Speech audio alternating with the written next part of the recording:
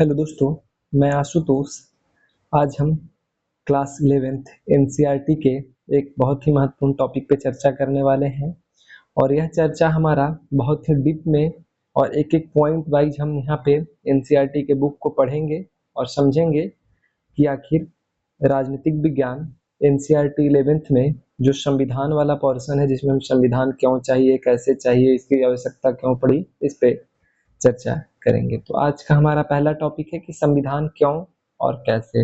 मतलब आपको संविधान की जरूरत कब पड़ी, क्यों पड़ी और कैसे पड़ी। क्या आज से पहले संविधान का कभी कोई जिक्र हुआ था या फिर हम पहली बार भारत जैसे देश या अमेरिका जैसे देश और अन्य देशों में संविधान का प्रावधान देखें, तो इस पे चर्चा होगी। और इस चर्चा को शुरू करने से पहले मैं बस एक ऐसा कंडीशन आपके सामने रखना चाहता हूँ कि मान लीजिए या कभी ऐसा हो कि मतलब अभी जैसे हमारे देश में संविधान है, तो संविधान क्या है कि उस ये एक कानूनी दस्तावेज है और उसके आधार पे ही नियम कानून तय होता है और पूरा देश रेगुलेट होता है। मतलब संविधान के ही माध्यम से पूरा देश को चलाया जाता है। मान लीजिए कि कभी संविधान नहीं हुआ या मान लीजिए कि हमारे पास संविधान नहीं होता, तो उस कंडीशन में हमारा स्थिति या हमारी स्थिति क्या होती। थोड़ा सा इस पे मतलब खुद से विश्लेषण करिएगा कि अगर उस कंडीशन में संविधान नहीं रहा तो हमारे साथ क्या होगा और हम किस कंडीशन में होंगे। तो एक चर्चा देखते हैं कि अगर कोई नियम कानून ही नहीं रहे, मान लीजिए घर की ही बात करते हैं, तो हमारे घर में नियम कानून होता है कि घर में सुबह इतने बजे नाश्ता करेंगे, पहले तो इतने 5 बजे उठ जाना है, 5 से 6 में, फिर नाश्ता करने का टाइम हो गया, खाना खाने का टाइम हो गया। जो ड्यूटी वाले लोग हैं, जो स्कूल वाले बच्चे हैं, आपका स्कूल जाने का टाइम है 10 से 6, इस टाइप का। और अगर स्कूल का टाइम नहीं रहे तो फिर जब जिसका जो मन करेगा उस हिसाब से करेगा। तो इसलिए हर चीज का नियम और कानून होना जरूरी है, क्योंकि जहां नियम और कानून नहीं रहेगा वहां अराजकता फैल जाएगी। तो उस अराजकता को मेंटेन करने के लिए हमें एक कानून या संविधान की जरूरत होती है। अगर घर में भी बड़े बुजुर्ग अपने हिसाब से, अपने नियम कानून के हिसाब से अगर घर नहीं चलाएंगे, तो हर एक व्यक्ति अपने हिसाब से काम करेगा। जो उसको सही लगेगा वह करेगा और जो गलत लगेगा वह करेगा। तो बस एक कल्पना था कि मान लीजिए कि आप कल्पना कीजिए कि अगर संविधान या कोई कानून नहीं होता है, संविधान को छोड़िए, सीधे यही सोचिए कि मान लीजिए हमारे देश को चलाने के लिए या हमारे घर को चलाने के लिए कोई नियम ही नहीं हो, तो उस कंडीशन में घर की स्थिति क्या होगी। तो खैर आगे चर्चा करेंगे तो एक एक चीज खुलकर हमारे बीच आएगा। तो सबसे पहला पॉइंट हम देखते हैं कि संविधान क्यों चाहिए, कॉन्स्टिट्यूशन की आवश्यकता क्यों है और कैसे आएगी। तो हम लोग, जैसा कि मैं बताया कि एक एक पॉइंट को बहुत विस्तार से पढ़ूंगा और समझाऊंगा, तो इसलिए एक एक पॉइंट को हम लेके चलते हैं। तो सबसे पहले इसका परिचय देखते हैं कि परिचय कहता है कि यह पुस्तक संविधान की कार्य प्रणाली पर लिखी गई है कि संविधान क्या है, कैसे कैसे काम करेगा, इस बेसिस पे। आगे के अध्याय में आप संविधान की कार्य प्रणाली के विभिन्न पहलुओं के बारे में पढ़ेंगे कि कैसे संविधान बनता है, संविधान की आवश्यकता क्यों पड़ी, इस पर चर्चा करेंगे। हमारे देश की सरकार की विभिन्न संस्थाओं और उनके आपसी संबंधों के बारे में आपको ज्ञान होगा। लेकिन इसके पहले कि आप चुनाव, सरकार, राष्ट्रपति और प्रधानमंत्री के बारे में पढ़ें, यह समझना जरूरी है कि सरकार के पूरे ढांचे और सरकार की संस्थाओं को नियंत्रित करने वाले विभिन्न सिद्धांतों की उत्पत्ति भारत के संविधान से हुई है। कुल मिला के कहने का तात्पर्य है कि अगर हम आगे जैसे ही चर्चा ले जाएंगे और जब हम प्रधानमंत्री, राष्ट्रपति या अन्य संवैधानिक पदों की बात करेंगे, तो जब हम देखेंगे और पढ़ेंगे तो पता चलेगा कि कहीं ना कहीं संविधान के ही माध्यम से इसकी उत्पत्ति हुई है।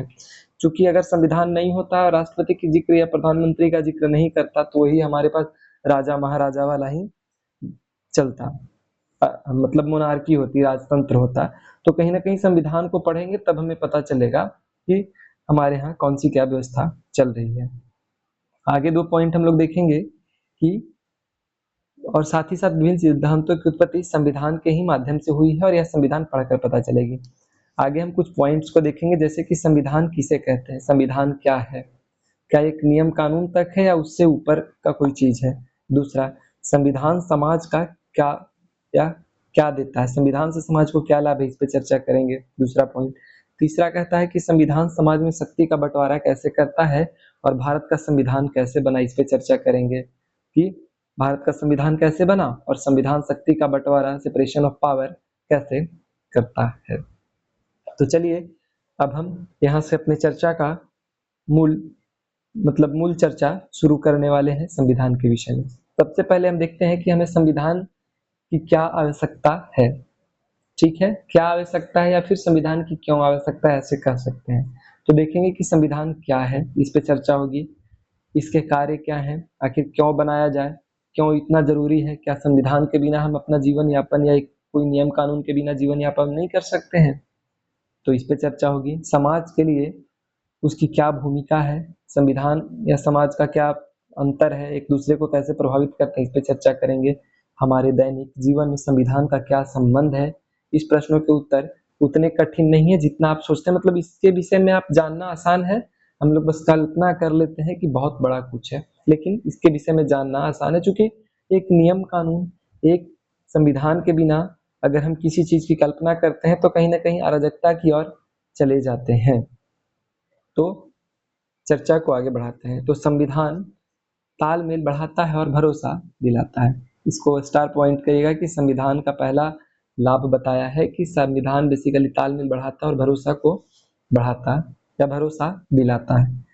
कह रहा है यहाँ पे, कल्पना करें कि आप एक बड़े समूह के सदस्य हैं, किसी बड़े समूह के सदस्य जिसमें 500,000 लोग रहते हैं। ठीक है, यह भी कल्पना करें कि उस समूह की कुछ विशेषताएं हैं। जैसे समूह के रूप में लेबर यूनियन को हम देख सकते हैं, छात्र संघ को देखते हैं। जैसे कि आजकल प्रोटेस्ट चल रहा है जंतर मंतर पे, तो उस प्रोटेस्ट का भी एक नियम कानून होगा कि कैसे प्रोटेस्ट आगे बढ़ेगा, प्रोटेस्ट में आगे से मतलब प्रोटेस्ट को चलाने के लिए पैसा कहाँ से आएगा, प्रोटेस्ट में खाना पीना का क्या, मतलब सारी चीज का नियम कानून बना हुआ है। अभी वहां लोग ये भी बता रहा था कि कुछ लोग सिर्फ खाने के लिए जा रहा है। तो वहां पे हर चीज का नियम कानून है। किसी भी समाज का हम सदस्य बनते हैं और उस समाज का या उस समाज के सदस्य के रूप में हमें किसी न किसी नियम के माध्यम से चलना पड़ता है। तो और वह समाज विशेषताओं से जाना जाता है, जैसे छात्रों का समूह हो गया, लेबर यूनियन हो गया, डॉक्टरों का समूह, या फिर एक समाज जो अलग अलग जाति धर्म के आधार पर बटे हुए हैं, कोई अलग जनजाति के रूप में, मतलब समाज बना हुआ है। मसलन उस समूह के सदस्य एक दूसरे से अनेक तरह से भिन्न है, मतलब एक ही समूह में बहुत सारे लोग हैं लेकिन उनमें किन्हीं किन्हीं प्रकार का मतभेद होता है। आज हम अपने कम्युनिटी या अपने एक छोटे से क्या बोलते हैं, मतलब कॉलोनी की बात करें, तो कॉलोनी में हम देखेंगे कि उसमें जितने लोग रह रहे हैं उसमें कुछ बहुत संपन्न है, कुछ मध्यम वर्ग के हैं और कुछ के पास बहुत मतलब कुछ नहीं है, इस टाइप के हैं। तो एक कॉलोनी में रहते हुए भी उनमें बहुत सारी भिन्नता है। ठीक है, उनकी अलग अलग धार्मिक निष्ठाएं हैं। एक ही कॉलोनी में हिंदू मुस्लिम सिख इसाई सारे लोग निवास करते हैं। उनमें कुछ हिंदू हैं, कुछ मुस्लिम हैं, कुछ ईसाई हैं, कुछ ऐसे भी हैं जो किसी धर्म को नहीं मानते, मतलब एथिस्ट हैं, या फिर उनको नास्तिक कह सकते हैं, जिन्हें किन्हीं धर्म में विश्वास ही नहीं है। तो एक कॉलोनी में हम देखें कि बहुत सारे ऐसे लोग रहते हैं और बहुत सारी भिन्नताएं उनमें पाई जाती हैं। वे और आधारों पर भी भिन्न हो सकते हैं। वे अलग अलग व्यवसाय करते हैं, कोई डॉक्टर है, कोई इंजीनियर है, कोई टीचर है, कोई कुछ है, कोई रोजगार कर रहा है। उनकी विभिन्न विशेषताएं हैं और चूंकि उनका व्यवसाय अलग है तो उनकी आवश्यकताएं भी अलग हैं और अलग अलग शौक है। और सिनेमा से लेकर किताबें तक उनकी पसंद अलग अलग है। जैसे कुछ लोगों को थ्रिलर मूवी पसंद पड़ता है, ऐसा उदाहरण दूंगा जो आपको पसंद, कुछ कॉमेडी मूवी देखते हैं, कुछ को डरावनी मूवी पसंद है जबकि कुछ को नहीं पसंद है। तो ये सारी भिन्नताएं देखी जा सकती है कि हर आदमी का पसंद अलग अलग है। किताब पढ़ने का पसंद अलग है, सिनेमा देखने का पसंद अलग है, सीरियल्स लोग देखते हैं तो हर सीरियल का लोगों का अलग अलग डिमांड है कि हमको ये पसंद है, फलाने को ये पसंद है। अब आगे देखते हैं, उनमें कुछ धनी तो कुछ गरीब हैं, कुछ लोग बूढ़े हैं तो कुछ जवान हैं। कल्पना करें कि एक ऐसे समूह के सदस्य में जीवन के विभिन्न पहलुओं को लेकर विवाद है। जैसे किसी व्यक्ति को कितनी संपत्ति रखने की इजाजत होनी चाहिए। अब देखिए, कोई गरीब है, एक स्तर पे हम देखेंगे समाज में गरीबी एकदम चरम सीमा पार कर चुकी है और अमीरी तो इतनी है कि किसी के पास खाने के लिए तो सब कुछ है लेकिन किसी के पास कुछ नहीं है। तो हम कैसे डिसाइड करें कि आखिर व्यक्ति के पास कितना धन या पैसा या कितनी संपत्ति रखने की परमिशन होनी चाहिए। इस पे चर्चा होनी चाहिए कि एक व्यक्ति या समाज में एक व्यक्ति के पास कितना संपत्ति हो ताकि सभी लोग बराबर से और कम से कम लोगों की जो बेसिक नीड्स है, जो लोगों की रोटी कपड़ा मकान की सुविधाएं कम से कम उन्हें मिल पाए। साथ ही साथ क्या सभी बच्चों को स्कूल भेजना अनिवार्य है या माता पिता को उसकी निर्णय लेने देना चाहिए कि क्या स्कूल सब बच्चा को भेजा जाए, उनके माँ बाप के भरोसे छोड़ दिया जाए कि माँ बाप अगर चाहेंगे तो बच्चे स्कूल जाएंगे, नहीं चाहेंगे तो नहीं जाएंगे। इस पे चर्चा है। इन समूहों को अपनी सुरक्षा के लिए कितना खर्च करना चाहिए या इसकी जगह से बहुत सारे पार्क बनवाने चाहिए। क्या इस समूह को अपने ही कुछ सदस्यों के विरुद्ध भेदभाव करने देना चाहिए, इस पे भी चर्चा करेंगे। करने देना चाहिए। भिन्न भिन्न लोग इनमें से प्रत्येक प्रश्न का अलग अलग उत्तर देंगे। अभी एक ही क्लास में इन जो हमने सारे प्रश्नों को पढ़ा, अगर एक ही कक्षा में हम आप ही सभी विद्यार्थियों से इसका अलग अलग मतलब इसका उत्तर पूछा जाए तो हर एक विद्यार्थी अपने अपने हिसाब से और अलग अलग उत्तर देगा। ठीक है, तो हमारे अंदर भिन्नताएं हैं, स्वाभाविक है। तो कुल मिला के आपको यह आधार दे रहा है कि अगर लोगों में या समाज में भिन्नताएं हैं तो संविधान या कानून भी आपको उसी ढंग से बनाना है ताकि सभी व्यक्तियों की आवश्यकताओं को पूर्ण किया जा सके। ठीक है, लेकिन अपनी भिन्नताओं के बावजूद भी इस समूह को एक साथ रहना है। ठीक है, अलग अलग भिन्नताएं हैं लेकिन रहेंगे लोग साथ में ही। सदस्य अनेक रूपों में एक दूसरे पर आश्रित हैं, उन्हें एक दूसरे के सहयोग की जरूरत है। इसको शांतिपूर्वक एक साथ रहने के लिए क्या चाहिए? लेकिन इस समूह के लोग एक साथ रह सकते हैं यदि वे कुछ बुनियादी नियमों के बारे में सहमत हो जाएं। जैसे एक सिद्धांत है ओवरलैपिंग का कि अगर सब लोग मिलकर कुछ कुछ बातों पर सहमति हो जाएं और उसको एक वैलिड या लेजिटिमेट कानून बना दिया जाए तो कहीं ना कहीं सब लोग उसको मानेंगे और एक कानून के अंतर्गत रहेंगे।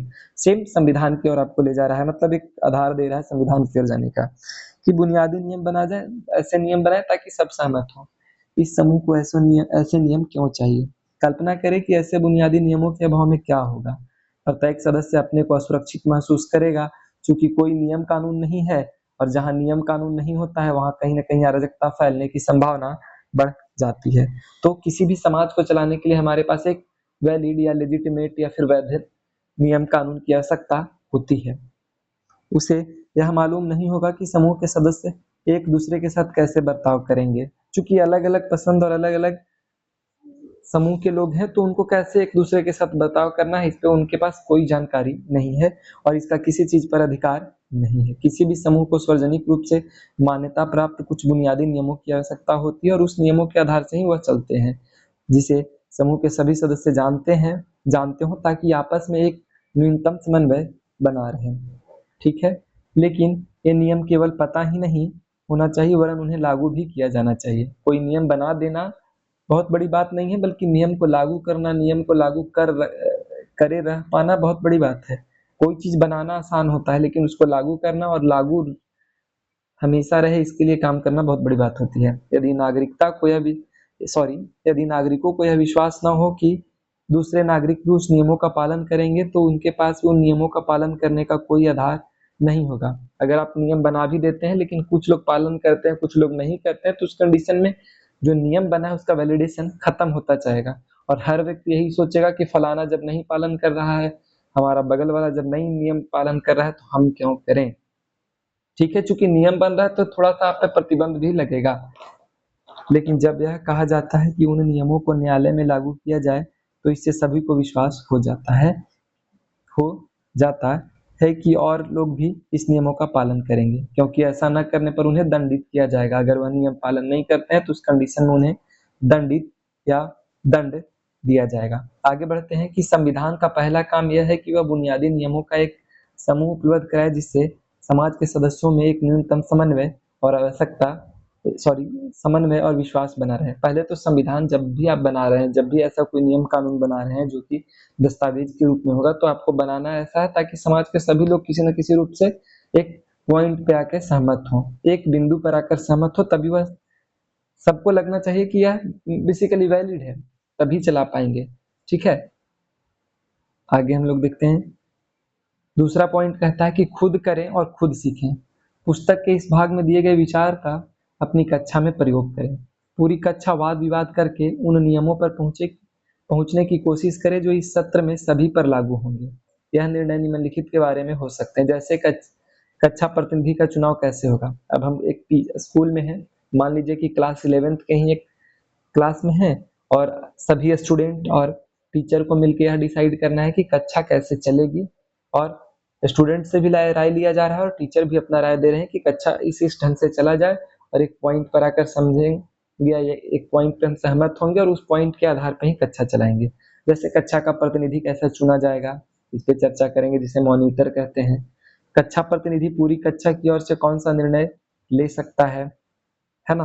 अब ऐसा नहीं है कि ऐसा कोई नियम ले ले कि आज फलाने टीचर या मैथ वाले टीचर को क्लास में एंट्री ही नहीं दी जाएगी, तो मॉनिटर ऐसा नहीं कर सकता है, बल्कि ऐसे वैलिड नियम होने चाहिए। दूसरा, क्या ऐसे भी निर्णय हैं जिन्हें कक्षा प्रतिनिधि पूरी कक्षा से परामर्श किए बिना नहीं ले सकता? यदि और लोग उससे सहमत हों तो आप उस इसमें और बातें, कक्षा के लिए, पिकनिक और यात्राओं के लिए पैसे जुटाने की योजना योजना अपने संसाधनों का साझा प्रयोग आदि भी जोड़ सकते हैं। इसका ध्यान रखें कि इसमें वे बात भी हो जिन पर पहले मतभेद रहा हो। मतलब एकदम स्पष्ट क्लियर कर लेना है कोई भी नियम कानून, चाहे पिकनिक मनाने जाइए या कुछ भी करने जाइए, एक प्रॉपर नियम के आधार पे चलें। यदि आवश्यक पड़े तो इन निर्णयों को कैसे बदला जाएगा, इन सभी निर्णयों को कागज पर लिखें और उन्हें नोटिस बोर्ड पर लगाएं। इन निर्णयों को लेने में आपको कुछ कठिनाइयों का सामना करना पड़ सकता है। क्या विभिन्न छात्रों में इस पर मतभेद था? उन मतभेदों को आपने कैसे सुलझाया? क्या इस प्रक्रिया से पूरी कक्षा को कुछ लाभ हुआ? मतलब एक कक्षा में मान लीजिए कि हम एक पिकनिक जाने का या फिर टूर पे जाने का कोई, या कहीं घूमने जाने का प्लान बनाते हैं, और उस कंडीशन में होगा कि कुछ लोग सहमत होंगे, कुछ लोग कहेंगे कि यहाँ नहीं यहाँ चलो, अलग अलग, कोई कहेगा धार्मिक जगह चलेंगे, कोई कहेगा नहीं टूरिस्ट पैलेस चलेंगे। मतलब हर व्यक्ति का मतभेद अलग होगा। फिर जब हम डिसाइड करेंगे कि असल में जाना कहाँ है, तो कहीं ना कहीं मतभेद को हटाते हुए डिसाइड करेंगे कि कहाँ जाना है। तो उस कंडीशन में हमें यह बताना है कि हम उस मतभेद को कैसे खत्म किए और आगे क्या मतलब हम करें जिससे ऐसे मतभेद प्रकट नहीं हो। दूसरा पॉइंट है, अगला पॉइंट है हमारा निर्णय अगला पॉइंट है हमारा निर्णय निर्माण शक्ति की विशिष्टताएं। संविधान कुछ ऐसे बुनियादी सिद्धांतों का समूह है जिसके आधार पर राज्य का निर्माण और शासन होता है। संविधान क्या है? तो एक ऐसा बुनियादी या बेसिक कानून है, मूल कानून है, जिसके आधार पे हम किसी राज्य को का निर्माण कर सकते हैं और उस राज्य को चला या शासन चला सकते हैं कि एक राज्य में क्या सुविधाएं होगी, एक राज्य का रूप क्या होगा। यह सारे हम किसी न किसी संविधान या कानून से समझ सकते हैं। यहाँ संविधान का मतलब आप इतना ही समझिए कि संविधान के रूप में एक कानून या नियम, कानून जो कि किसी राज्य के निर्माण से लेकर शासन तक को आगे बढ़ाता है। लेकिन ये बुनियादी नियम क्या हों और ऐसी कौन सी बात है जो इन्हें बुनियादी बना देती है? पर हाँ, सबसे पहले आपको यह तय करना पड़ेगा कि जिन नियमों के आधार पर समाज का शासन होता है उन्हें बनाएगा कौन। ठीक है, आपको क नियम बनाने की इच्छा है, लेकिन दूसरे लोग ख नियम बनाना चाहते हैं। अब यहाँ देखिए आपके पास एक टर्म कंडीशन लग दिया कि कुछ लोग क नाम का नियम बनाना चाहते हैं और कुछ लोग ख नाम का नियम।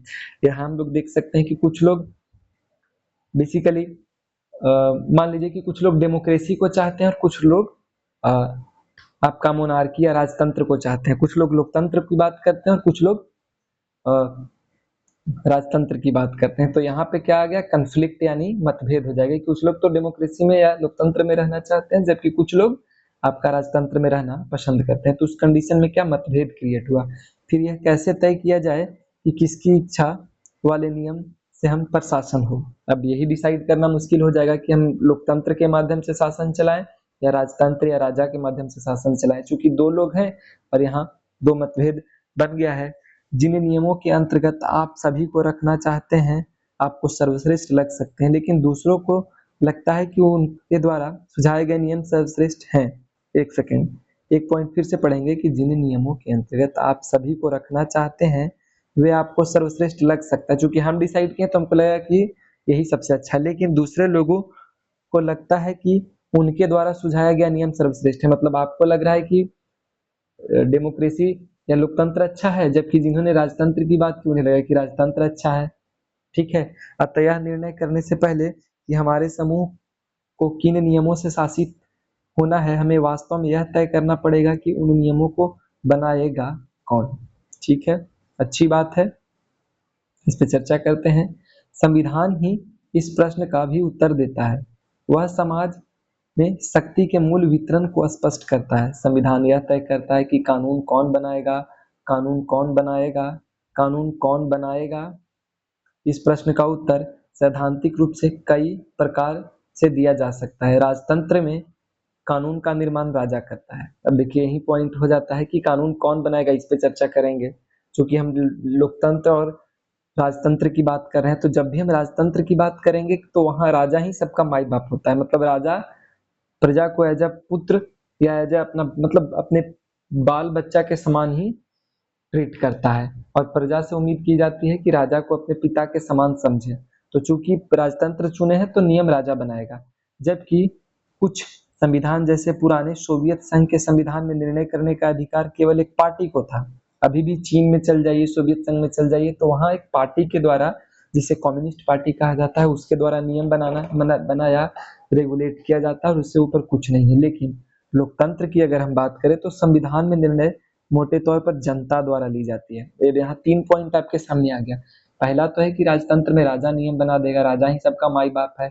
दूसरा आपके पास एक कंडीशन दे रहा है कि आप रूस की बात कर रहा है कि रूस की बात जब हम करते हैं तो रूस में एकल पार्टी सिस्टम है, एक पार्टी सिस्टम है, तो उसमें पार्टी से ऊपर नहीं जा सकते। पार्टी नियम कानून बनाएगा और पार्टी से ऊपर न कुछ है न पार्टी से बाहर कुछ है, मतलब माई बाप पार्टी ही है। तीसरा कंडीशन आपके पास दे रहा है कि जब हम डेमोक्रेसी या लोकतंत्र की बात करते हैं तो हमारे पास ऑप्शन है कि लोकतंत्र में फैसला जनता के सहमति से लिया जाता है, ठीक है। लेकिन यह विषय इतना सरल नहीं है। यदि यह मान लिया जाए कि जनता निर्णय लेती है, तब भी यह प्रश्न अनुत्तरित रह जाता है कि जनता निर्णय कैसे लेती है। फिर वही बात हो गया घूम फिर के कि अगर लोकतंत्र लाते हैं, जनता निर्णय लेगी तो कैसे निर्णय लेगी, क्या निर्णय लेगी। कहीं फिर से घूम फिर के हम वही अंडा आई कि मुर्गी आई वाला सिद्धांत पे तो नहीं चल रहा है कि फिर राजतंत्र लोकतंत्र की ओर तो नहीं घूम रहे हैं। तो बात वही हो जाएगी, ठीक है। अगला पॉइंट हम देखते हैं कि क्या कोई कानून बनाने के लिए सभी लोगों को सहमत होना चाहिए। आपको क्या लगता है, आपकी अपनी व्यक्तिगत इच्छा क्या कहती है कि आप किसी भी कानून को 4 लोगों के द्वारा बनाया गया कानून को एक्सेप्ट करेंगे या फिर लोगों की सहमति से द्वारा बनाया गया कानून को एक्सेप्ट करेंगे। प्राचीन प्राचीन यूनान की पद्धति के अनुसार क्या प्रत्येक मुद्दे पर सभी लोगों को वोट देना चाहिए। जैसे कि आपको पता होगा कि प्राचीन यूनान में डायरेक्ट डेमोक्रेसी का प्रावधान था, प्रत्यक्ष लोकतंत्र, सब लोग बैठ के एक समूह में फैसला लेते थे और सभी पर लागू होगा। लेकिन क्या अभी के समय में भारत में 140 करोड़ लोग हैं, और क्या 140 करोड़ लोग किसी फैसले को ले सकते हैं एक साथ बैठ के? तो पॉसिबल नहीं है। इसलिए हम इनडायरेक्ट डेमोक्रेसी या प्रतिनिधि लोकतंत्र की बात करते हैं, जिसमें हम लोग अपने एमपी और एमएलए को चुनकर राज्य विधानसभा और लोकसभा में भेजते हैं। दूसरा, या लोगों को अपने निर्वाचन प्रतिनिधियों के द्वारा अपनी राय को व्यक्त करना चाहिए। लेकिन लोगों को अपने प्रतिनिधियों के माध्यम से काम करना हो तो फिर उन्हें प्रतिनिधियों का चयन चयन कैसे हो? सही बात है, अगर हम प्रतिनिधि के माध्यम से शासन करेंगे तो उनका चयन कैसे हो और कुल कितने प्रतिनिधि हों। उदाहरण के लिए भारतीय संविधान में स्पष्ट किया गया है कि अधिकतर कानून संसद बनाएगी, ठीक है। और संसद का गठन भी एक विशेष प्रकार से किया जाएगा। किसी समाज में कानून कैसा है, इसे देखने के पहले उन कानूनों को बनाने का अधिकार रखने वाले को पहचानना जरूरी है। अब संसद की बात कर रहे हैं कि भारत में कानून संसद के द्वारा बनाया जाता है, तो पहले हम देखेंगे कि संसद को कैसे बनाया गया है। तो यह संसद संविधान के माध्यम से बनाया गया है और उसकी पहचान करेंगे। यदि संसद को कानून बनाने का अधिकार है तो पहले उसे यह अधिकार देने वाला कोई कानून होना चाहिए। अगर संसद को अधिकार है कि आप कानून बनाएंगे तो उसके कहाँ से उसको यह अधिकार मिली? तो यह अधिकार संविधान में लिखी गई है कि संसद किसी भी कानून को बना या हटा सकती है। तो यह अधिकार संविधान या कानून से मिलती है, ठीक है। तो यह काम संविधान करता है। संविधान वह सत्ता है जो सर्वप्रथम सरकार बनाता है, ठीक है। संविधान का दूसरा काम यह स्पष्ट करना है कि समाज में निर्णय लेने की शक्ति किसके पास होगी। आखिर समाज के लिए निर्णय, लोगों के लिए निर्णय कौन लेगा? संविधान यह भी तय करता है कि सरकार कैसे निर्मित होगी। विभिन्न चर्चाएं संविधान के माध्यम से ही की जाती है। अगला पॉइंट है कि सरकार की शक्ति पर सीमाएं। अब देखिए, अब पॉइंट बना रहे हैं कि कोई नियम या कानून बनाते हैं या संविधान बनाते हैं तो कहीं ना कहीं जनता के साथ साथ सरकार पर भी कुछ सीमाएं लगती हैं।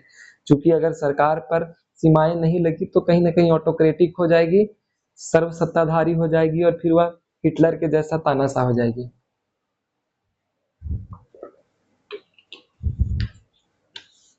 तो उस कंडीशन में मेरे पास ऑप्शन है कि कानून के माध्यम से प्रजा के साथ साथ आपका राजा भी बंधा हो, ठीक है।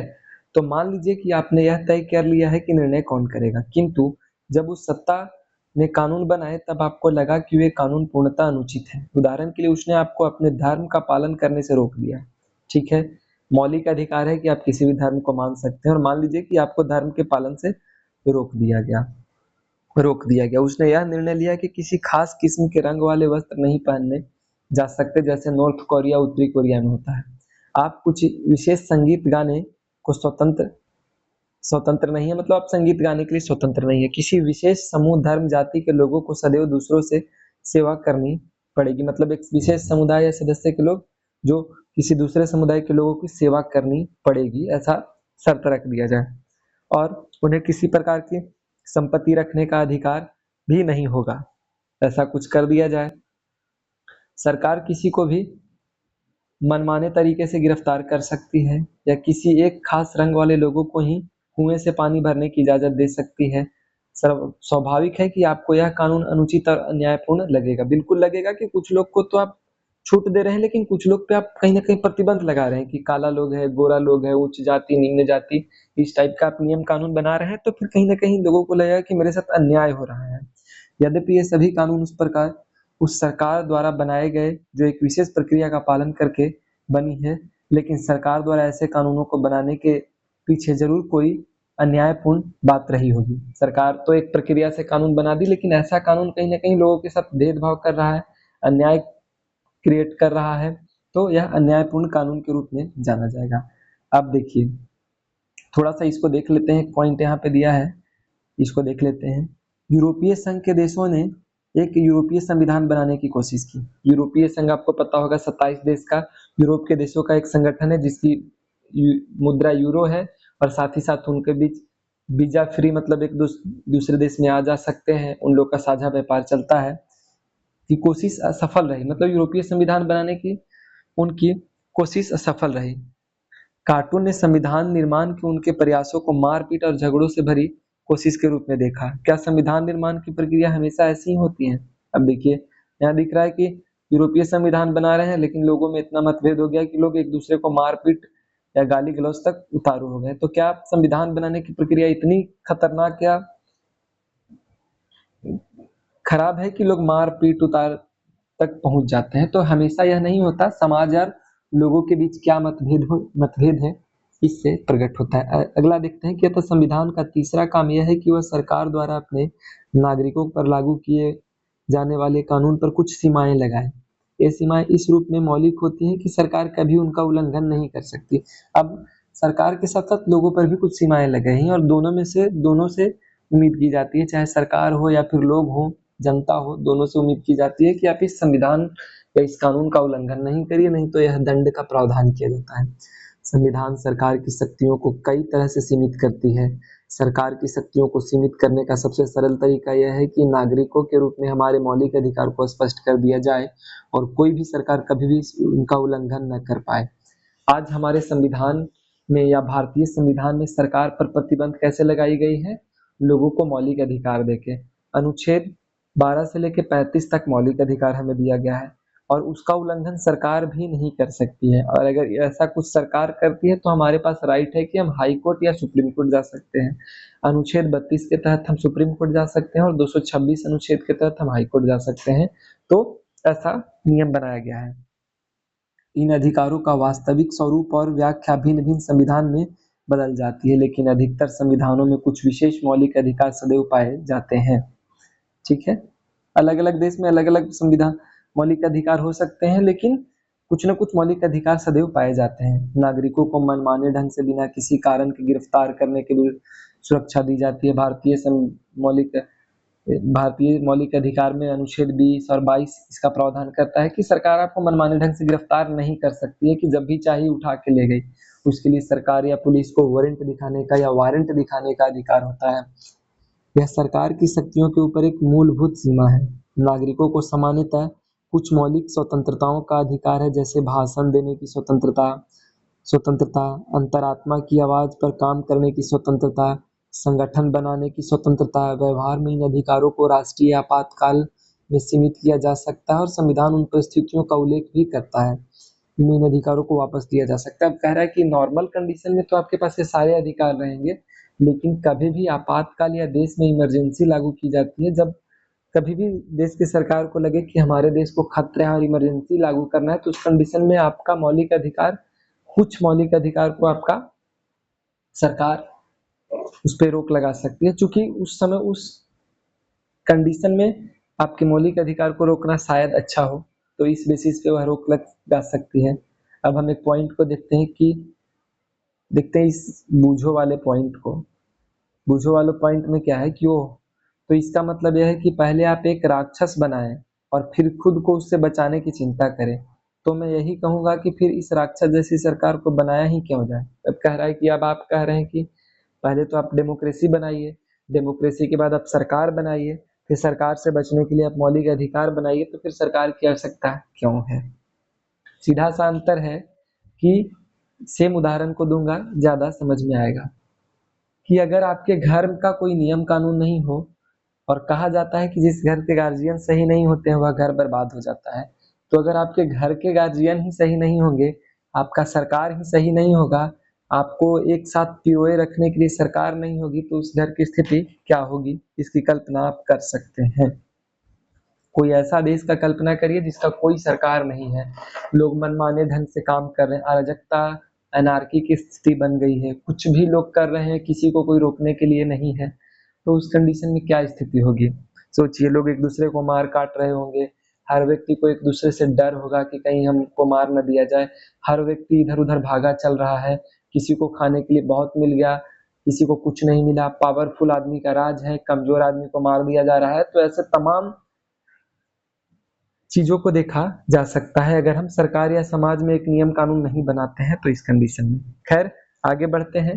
हमें धीरे धीरे समझ में आ ही रही होगी कि संविधान या कानून की क्यों आवश्यकता पड़ती है। अब देखिए, अगला पॉइंट है कि समाज की आकांक्षाएं और लक्ष्य।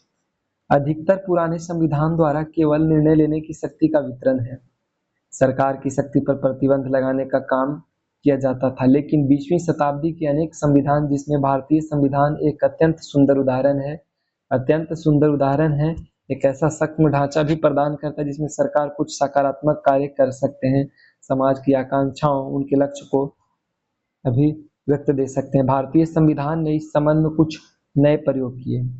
इन समाजों में नाना प्रकार की असमानताएं की गहरी खाई हो, वहां केवल सरकार का शक्तियों पर प्रतिबंध लगाना ही पर्याप्त नहीं है, वरन वहां सरकार को समर्थ और शक्तिशाली भी बनना पड़ेगा, जिससे वह असमानता और गरीबी के विभिन्न रूपों से निपट सके। अब कह रहा है कि सरकार, और खासतौर पर भारतीय समाज की स्थिति ऐसी है जिसमें बहुत सारी असमानताएं हैं लोगों के बीच, धर्म के आधार पे, जाति के आधार पे, पैसा या आर्थिक आधार पे असमानताएं हैं। तो सरकार को सिर्फ हम प्रतिबंध के लिए नहीं जानते हैं, सरकार को हम इस आधार पे भी जानते हैं कि सरकार सकारात्मक काम करती है और ऐसे लोगों को ऊपर उठाने का काम करती है। आज मुफ्त शिक्षा की बात की गई है, जो व्यक्ति अपने बच्चे को अच्छे स्कूल में नहीं पढ़ा सकता, उसके लिए सरकारी स्कूल की व्यवस्था की गई है, सरकारी हॉस्पिटल की व्यवस्था की गई है, लोगों को मुफ्त में किताब कॉपी दिया जा रहा है, और भी आरक्षण जैसे कई प्रावधान किए गए हैं, जिससे जो व्यक्ति के साथ असमानता का सामना किया गया है, जिनके साथ भेदभाव हुआ है, जो पीछे रह गए, उन्हें कहीं ना कहीं आगे बढ़ाने का एक अच्छा प्रयास सरकार के द्वारा है।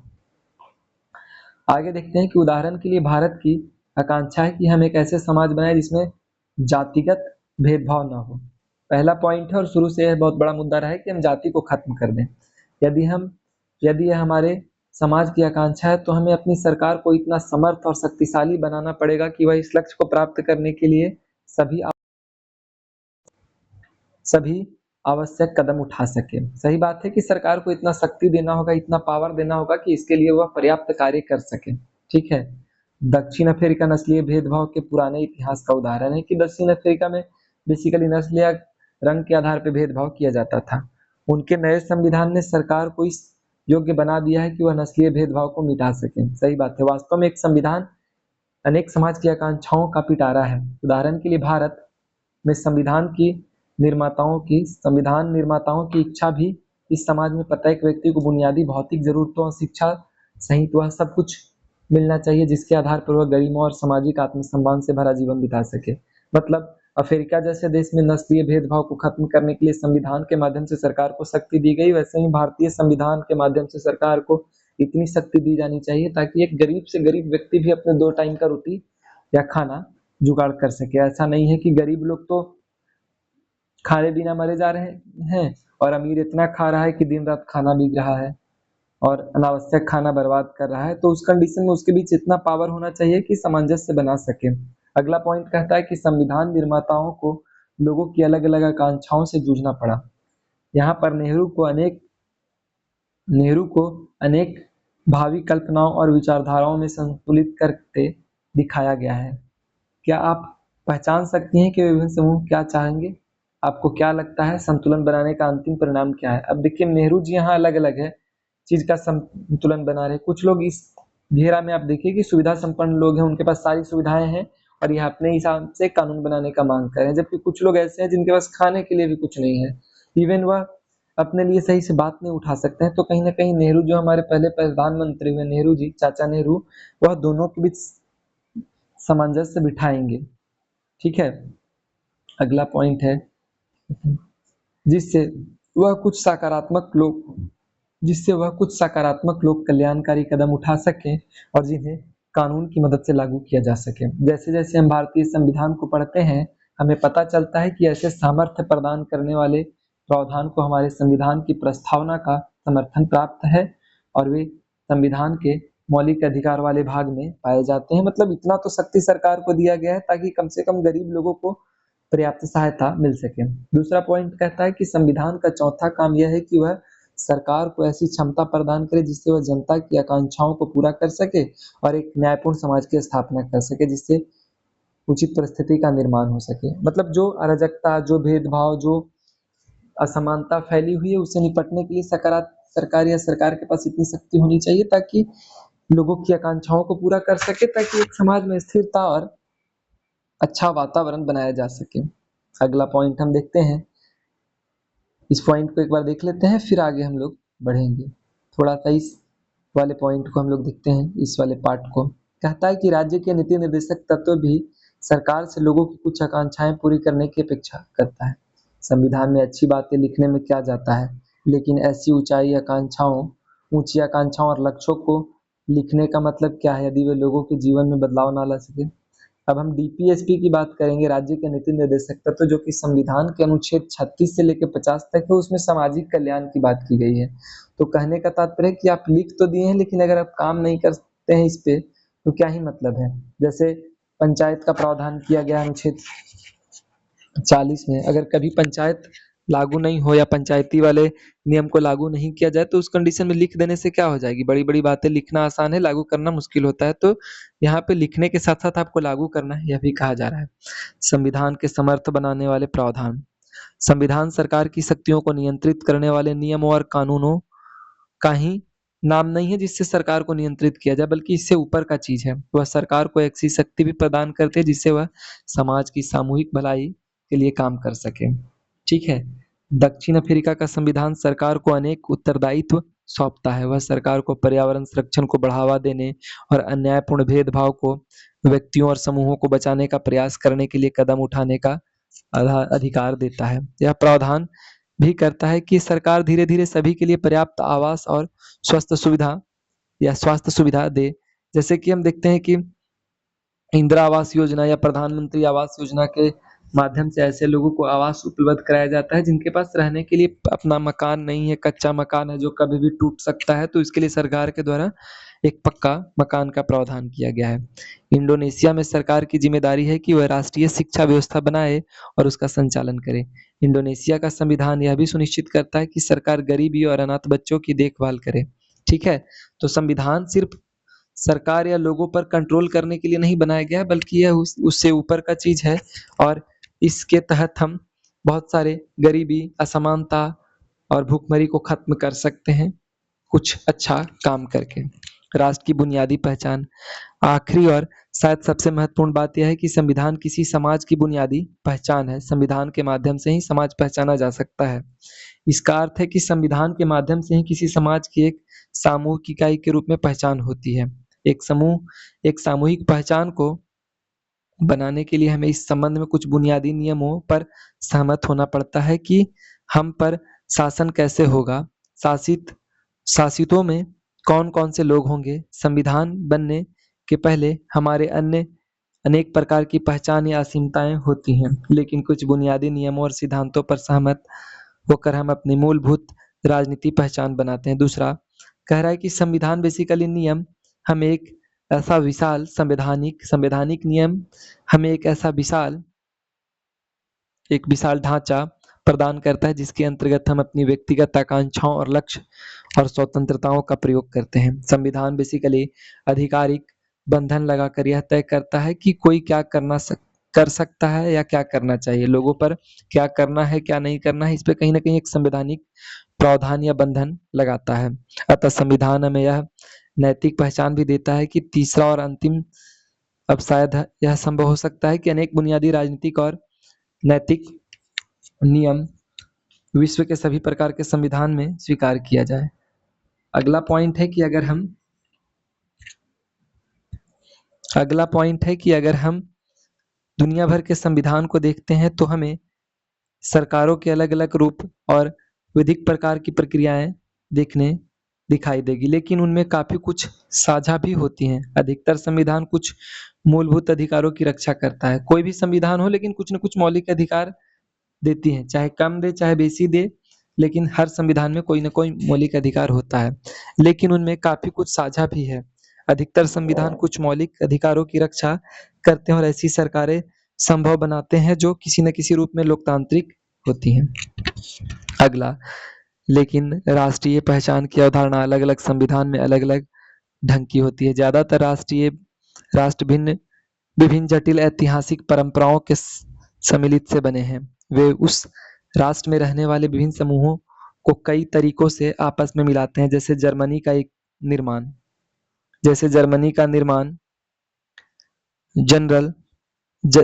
का निर्माण जर्मन नस्ल के आधार पर हुआ। संविधान की इस पहचान की अभिव्यक्ति दी। दूसरी ओर भारतीय संविधान जाति या नस्ल को नागरिकता के आधार के रूप में मान्यता नहीं देता। वहां पे जैसे जर्मनी में बता रहा है कि जर्मनी में जो है बेसिकली नस्लीय आधार पे जर्मनी का एकीकरण और वहां का संविधान बना गया, लेकिन भारत में ऐसी स्थिति नहीं है कि कोई एक विशेष नस्ल या जाति के लोग को ही नागरिकता देगी, बल्कि सभी लोगों के पास है। तो नागरिकता के आधार के रूप में न्याय नहीं देता। विभिन्न राष्ट्रों में देश की केंद्रीय सरकार और विभिन्न सरकारों के बीच के संबंध को लेकर भिन्न भिन्न आवश्यकता होती है। यह संबंध उस देश की राष्ट्रीय पहचान बनाता है। अगला पॉइंट देखते हैं कि यह भारत की बात करता है, कार्टून से समझे। क्या कह रहा है कि अब हम हाथ मिलाने के लिए तैयार हो गए हैं, अब हम जल्दी ही संविधान बना लेंगे। अब यहाँ पे क्या है, मेरे पास कागज है, संविधान मैं लिखूंगा। दूसरा कहता है कि मेरे पास कलम है, संविधान मैं लिखूंगा। तीसरा कहता है कि मेरे पास इंक है, संविधान मैं लिखूंगा। तो यह बेसिकली अलग-अलग लोगों के बीच, जैसे शिया सुन्नी बगदाद के बीच अलग ही झगड़ा चल रहा है। इराक में सद्दाम हुसैन की सत्ता खत्म होने पर एक नए संविधान की रचना करने में देश के विभिन्न जातीय समूहों में काफी संघर्ष दिखाई दिया गया। लोग अपने-अपने कि मैं बनाऊंगा, शिया कह रहे हैं मैं बनाऊंगा, सुन्नी कहते हैं मैं बनाऊंगा, कुर्द कहते हैं कि मैं बनाऊंगा। सब लोग लगे हुए हैं कि संविधान को हम ही बनाना है। दूसरा, इन भिन्न-भिन्न लोगों की क्या मांगे हैं? इसमें दिखाए गए संघर्ष को यूरोपीय संघ और भारत के संबंध में पिछले कार्टून में दिखाए गए संघर्ष की तुलना करें कि भारत में आखिर क्या दिक्कत हुआ और अलग-अलग देशों में इसका क्या दिक्कत हो रहा है। दूसरा पॉइंट है कि संविधान की सत्ता। हमें संविधान द्वारा किए जाने वाले कुछ कार्यों की रूपरेखा प्रस्तुत की है। तो क्या प्रस्तुत की है रूपरेखा में, उसको देखते हैं। कहाँ पहुंचे, क्या समझे। नीचे भारतीय और अन्य संविधानों के कुछ प्रावधान दिए गए हैं। बताएं कि इसमें से प्रत्येक प्रावधान का क्या क्या कार्य है। अब कह रहा है कि कुछ हम भारतीय संविधान की बात करेंगे और साथ ही साथ भारतीय संविधान के अलावा अन्य संविधानों की बात करेंगे। जैसे सरकार किसी भी नागरिक को किसी धर्म का पालन करने या न करने की आज्ञा नहीं देता। मतलब यह व्यक्तिगत इच्छा है कि आप कर सकते हैं कि नहीं कर सकते हैं। यहाँ सरकार की शक्ति सीमित हो जाती है कि लोगों को वह जबरन दबाव नहीं डाल सकता है। मतलब लोग जो चाहेंगे वह करेंगे, जिस धर्म को अच्छा लगेगा मानेंगे। दूसरा, सरकार को आय और संपत्ति की असमानताओं को कम करने का प्रयास अवश्य करना चाहिए, लेकिन खत्म करने का अधिकार नहीं है। सरकार नहीं तय करेगी कि एक करोड़पति व्यक्ति कितना संपत्ति रख सकता है। राष्ट्रपति के पास प्रधानमंत्री को नियुक्त करने की शक्ति है भारतीय संविधान में। संविधान वह सर्वोच्च कानून है जिसका सभी को पालन करना पड़ता है। दूसरा, भारतीय नागरिकता किसी खास नस्ल, जाति या धर्म तक सीमित नहीं है, बल्कि यहाँ सभी को हक दिया गया है रहने के लिए। अगला पॉइंट है कि इन कार्यों को स्पष्ट, एक सेकेंड, थोड़ा सा, इन कार्यों से स्पष्ट होता है कि इन कार्यों से स्पष्ट होता है कि क्यों अधिकतर समाजों में एक संविधान होता है। लेकिन संविधान के बारे में हम 3 प्रश्न कर सकते हैं। पहला, संविधान क्या है? संविधान कितना प्रभावी है और क्या संविधान न्यायपूर्ण है? अधिकतर देशों में संविधान एक लिखित दस्तावेज के रूप में होता है, जिसमें राज्य के बारे में कई प्रावधान होते हैं। यह प्रावधान बताते हैं कि राज्य का गठन कैसे होगा, वह किस सिद्धांत का पालन करेगी। जब हम किसी देश के संविधान की बात करते हैं तो सामान्य रूप से हम उसी दस्तावेज का जिक्र करते हैं जिसमें राज्य के बारे में विशेष जानकारी दी होती है कि राज्य को चलाना कैसे है, राज्य का रेगुलेट किस ढंग से करेंगे, शासन प्रणाली क्या होगी, राज्य क्या क्या काम करेंगे, तो कहीं ना कहीं संविधान में लिखा रहता है। दूसरा पॉइंट है, लेकिन कुछ देश जैसे इंग्लैंड के पास कोई लिखित दस्तावेज नहीं है जैसे जिसे संविधान कहा जा सके, बल्कि उनके पास दस्तावेज और निर्णयों की एक लंबी श्रृंखला है जिसे सामूहिक रूप से संविधान कहा जाता है। अब जैसे भारत और अमेरिका जैसे देश में तो लिखित संविधान है कि क्या क्या नियम कानून होगा, लिख दिए गए हैं किताब में। लेकिन इंग्लैंड एक ऐसा उदाहरण है जहाँ पे सब कुछ लिखा हुआ नहीं है, तो उस कंडीशन में उनका कुछ इतिहास या परंपरा है, कुछ छोटे मोटे दस्तावेज हैं, इन आधार पे उनका नियम कानून हमेशा बदलते रहता है। तो इंग्लैंड का कंडीशन अलग है, इंग्लैंड में भी संविधान है लेकिन समय और जरूरत के हिसाब से वहाँ का संविधान बदलता रहता है। अतः हम कह सकते हैं कि संविधान वह दस्तावेज या दस्तावेजों का पुंज है जो उन कार्यों को करने का प्रयास करता है जिनका ऊपर उल्लेख किया गया है। लेकिन विश्व में अनेक संविधान केवल कागज पर ही होते हैं, वे केवल थोथे शब्द पर होते हैं और कुछ नहीं। महत्वपूर्ण प्रश्न यह है कि कोई संविधान कितना प्रभावी है, उसे कौन सी बात प्रभावी करती है, कौन सी बात यह सुनिश्चित करती है कि लोगों के जीवन पर वास्तव में उसका क्या प्रभाव पड़ता है। संविधान का प्रभावी होना अनेक कारणों पर निर्भर करता है। अब कह रहा है कि सिर्फ संविधान बना देना बहुत बड़ी बात नहीं है, लेकिन वास्तव में संविधान दिखना चाहिए। जैसे हम कहते हैं कि लोगों की बोलने की स्वतंत्रता है, तो क्या लोगों को वास्तव में बोलने की स्वतंत्रता दी जा रही है? जब हम आर्थिक समानता की बात करते हैं तो क्या एक व्यक्ति भूख से मर रहा है और एक व्यक्ति के पास खाने के लिए बहुत सारी चीजें हैं? तो वास्तविकता में क्या है, यह भी बहुत मायने रखता है। तो संविधान लिख देने से कुछ नहीं होता। भारतीय संविधान में बहुत कुछ लिखा गया है, लेकिन धरातल पे आज हम उतरेंगे तो उसका 5% भी एग्जिस्ट नहीं करता, उसका 5% भी हम नहीं देख सकते हैं। तो संविधान में लिखना बहुत कुछ आसान है, लेकिन उसको बनाए रखना, उसे लागू करना बहुत ही कठिन हो जाता है।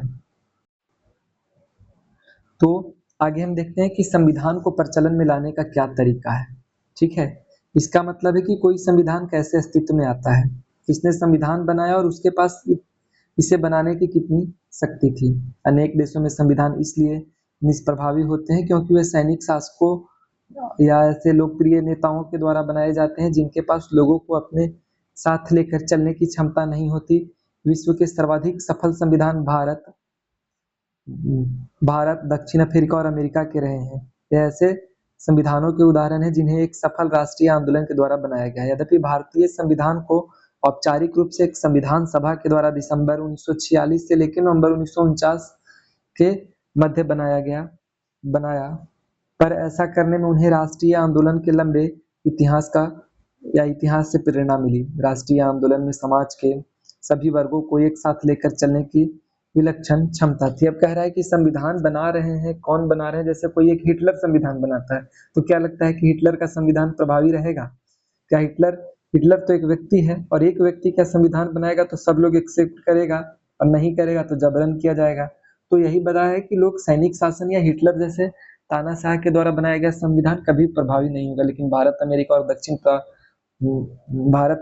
दक्षिण अफ्रीका जैसे देशों का एक सफल संविधान रहा है, जो कि कहीं ना कहीं इतिहास और एक लंबे समय के बाद बनाया गया है। लोगों की सहमति से बनाया गया है, लोगों की जरूरत के हिसाब से बनाया गया है, लोगों की आवश्यकताओं को पूर्ण करने के लिए बनाया गया है। तो वह संविधान वैलिड माना जाएगा, क्योंकि एक भारत का ही संविधान क्या है, एक लंबे राष्ट्रीय आंदोलन के बाद बनाया गया। भारत 200 वर्षों तक अंग्रेजों का गुलाम रहा और उससे कहीं ना कहीं प्रेरणा लेकर धीरे धीरे उसके संविधान का निर्माण किया गया। अपने लोगों से प्रभावित हुआ, अचानक से एक दो लोग बैठ के तो संविधान बनाया नहीं। टोटल लंबे अच्छे खासे लोग बैठ के संविधान बनाए हैं। अगला पॉइंट है, राष्ट्रीय आंदोलन में समाज के सभी वर्गों को एक साथ लेकर चलने की विलक्षण क्षमता थी। संविधान को भारी वैधता मिली क्योंकि उसे ऐसे लोगों ने बनाया जिसे समाज का अटूट विश्वास था और उनके पास समाज के विभिन्न वर्गों से सीधे संवाद और उनका सम्मान करने की क्षमता थी। अब देखिए, भारत का संविधान ऐसा लोग बनाता है जो कि कहीं ना कहीं राष्ट्रीय आंदोलन से जुड़ा था और राष्ट्रीय आंदोलन के माध्यम से लोगों की जरूरत से जुड़ा हुआ था, लोगों की आवश्यकता से जुड़ा हुआ था, लोगों से जुड़ा हुआ था। तो उस कंडीशन में अगर ऐसे लोग संविधान या कानून बनाते हैं तो उसे वैलिड माना जाएगा और लोग सहजता से एक्सेप्ट कर लेंगे, ना कि हिटलर के कानून को एक्सेप्ट करेंगे। संविधान निर्माता लोग यह भी समझने में सफल रहे कि संविधान उनकी व्यक्तिगत शक्ति को बढ़ाने का कोई साधन नहीं है। यही कारण है कि संविधान को भारी वैधता मिली। संविधान का अंतिम प्रारूप उस समय की एक व्यापक राष्ट्रीय आम सहमति व्यक्त करती है। ठीक है, व्यक्त करती है। कहता है, इस पॉइंट को देखिए थोड़ा सा, लोगों को जब यह पता चलता है कि उनका संविधान न्यायपूर्ण नहीं है तो वे क्या करते हैं। ऐसे लोग क्या करते हैं, ऐसे लोगों का क्या होता है जिनका संविधान केवल कागज पर ही है। अब 2 पॉइंट यहाँ दे रहा है, 2 कंडीशन।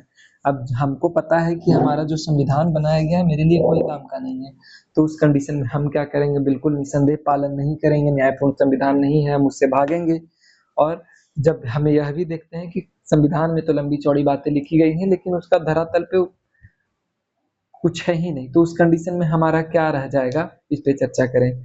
आगे बढ़ते हैं कि कुछ देशों ने अपने संविधान पर पूर्ण जनमत संग्रह कराया जिसमें सभी लोग अपनाए जा रहे संविधान के पक्ष या विपक्ष में राय देते हैं। भारतीय संविधान पर ऐसा कोई जनमत संग्रह नहीं हुआ, लेकिन इसे लोगों की ओर से प्रबल शक्ति प्रदान की गई क्योंकि यह बहुत बहुत ही लोकप्रिय नेताओं की सहमति और समर्थन पर आधारित था और लोगों ने उनके प्रावधानों पर अमल करके उसे अपनाया। अतः संविधान बनाने वालों का प्रभाव भी एक हद तक संविधान की सफलता सुनिश्चित करती है। यह भी डिपेंड करता है कि संविधान बना कौन रहा है और उसकी सफलता भी उसी पर डिपेंड करती है कि हिटलर अगर कानून बनाता है या फिर कोई ऐसा तानाशाह कानून बनाता है जिसपे लोगों की निष्ठा नहीं है तो उस नियम कानून या संविधान का पालन कोई नहीं करेगा। लेकिन जिस व्यक्ति पे हमें पूर्ण विश्वास है कि हमारे साथ गलत नहीं होने देगा, अगर उस व्यक्ति पे हम आंख बंद करके विश्वास करते हैं और उसके द्वारा बनाया गया कानून को हम सहजता से एक्सेप्ट कर लेंगे। अब पॉइंट एक दे रहा है कि नेपाल के संविधान निर्माण का विवाद अक्सर विवाद में रहता है नेपाल के संविधान में या बनाने का लेके। तो संविधान बनाना कोई आम, आसान और सुगम काम नहीं है। नेपाल संविधान बनाने की एक जटिल प्रक्रिया का उदाहरण है। 1948 के बाद से नेपाल में 5 संविधान बनाए जा चुके हैं। 1948 में, 1951, 1959, 1962 और 1990 में। लेकिन ये सभी संविधान नेपाल नरेश द्वारा बनाया गया था, मतलब लोगों के द्वारा नहीं, नेपाल के राजा या नेपाल के नरेश, नेपाल के जो माई बाप है उनके द्वारा बनाया गया था। 1990 में संविधान द्वारा बहुदलीय लोकतंत्र की शुरुआत की गई, पर अनेक क्षेत्रों में नरेश के पास अंतिम शक्ति थी। लोकतंत्र तो आप नाम का ले आए, लेकिन एक्चुअल शक्ति या वास्तविक शक्ति किसके पास थी? राजाधिराज योगराज या नरेश के पास थी। पिछले वर्षों में नेपाल में सरकार और राजनीति की पुनर्संरचना के लिए सशस्त्र राजनीतिक आंदोलन चल रहा था। उसमें प्रमुख मुद्दे यही था कि संविधान में राजा की भूमिका क्या होनी चाहिए। नेपाल के कुछ समूह राजतंत्र नामक संस्था को ही खत्म करने और गणतंत्र सरकार या डेमोक्रेसी की बात या स्थापना करने की बात करने के पक्षधर थे। कुछ लोगों का मानना था कि राजा की सीमित भूमिका के साथ संवैधानिक राजतंत्र का प्रावधान करे, जैसा कि इंग्लैंड में है। स्वयं राजा भी शक्तियों को छोड़ने के लिए तैयार नहीं था।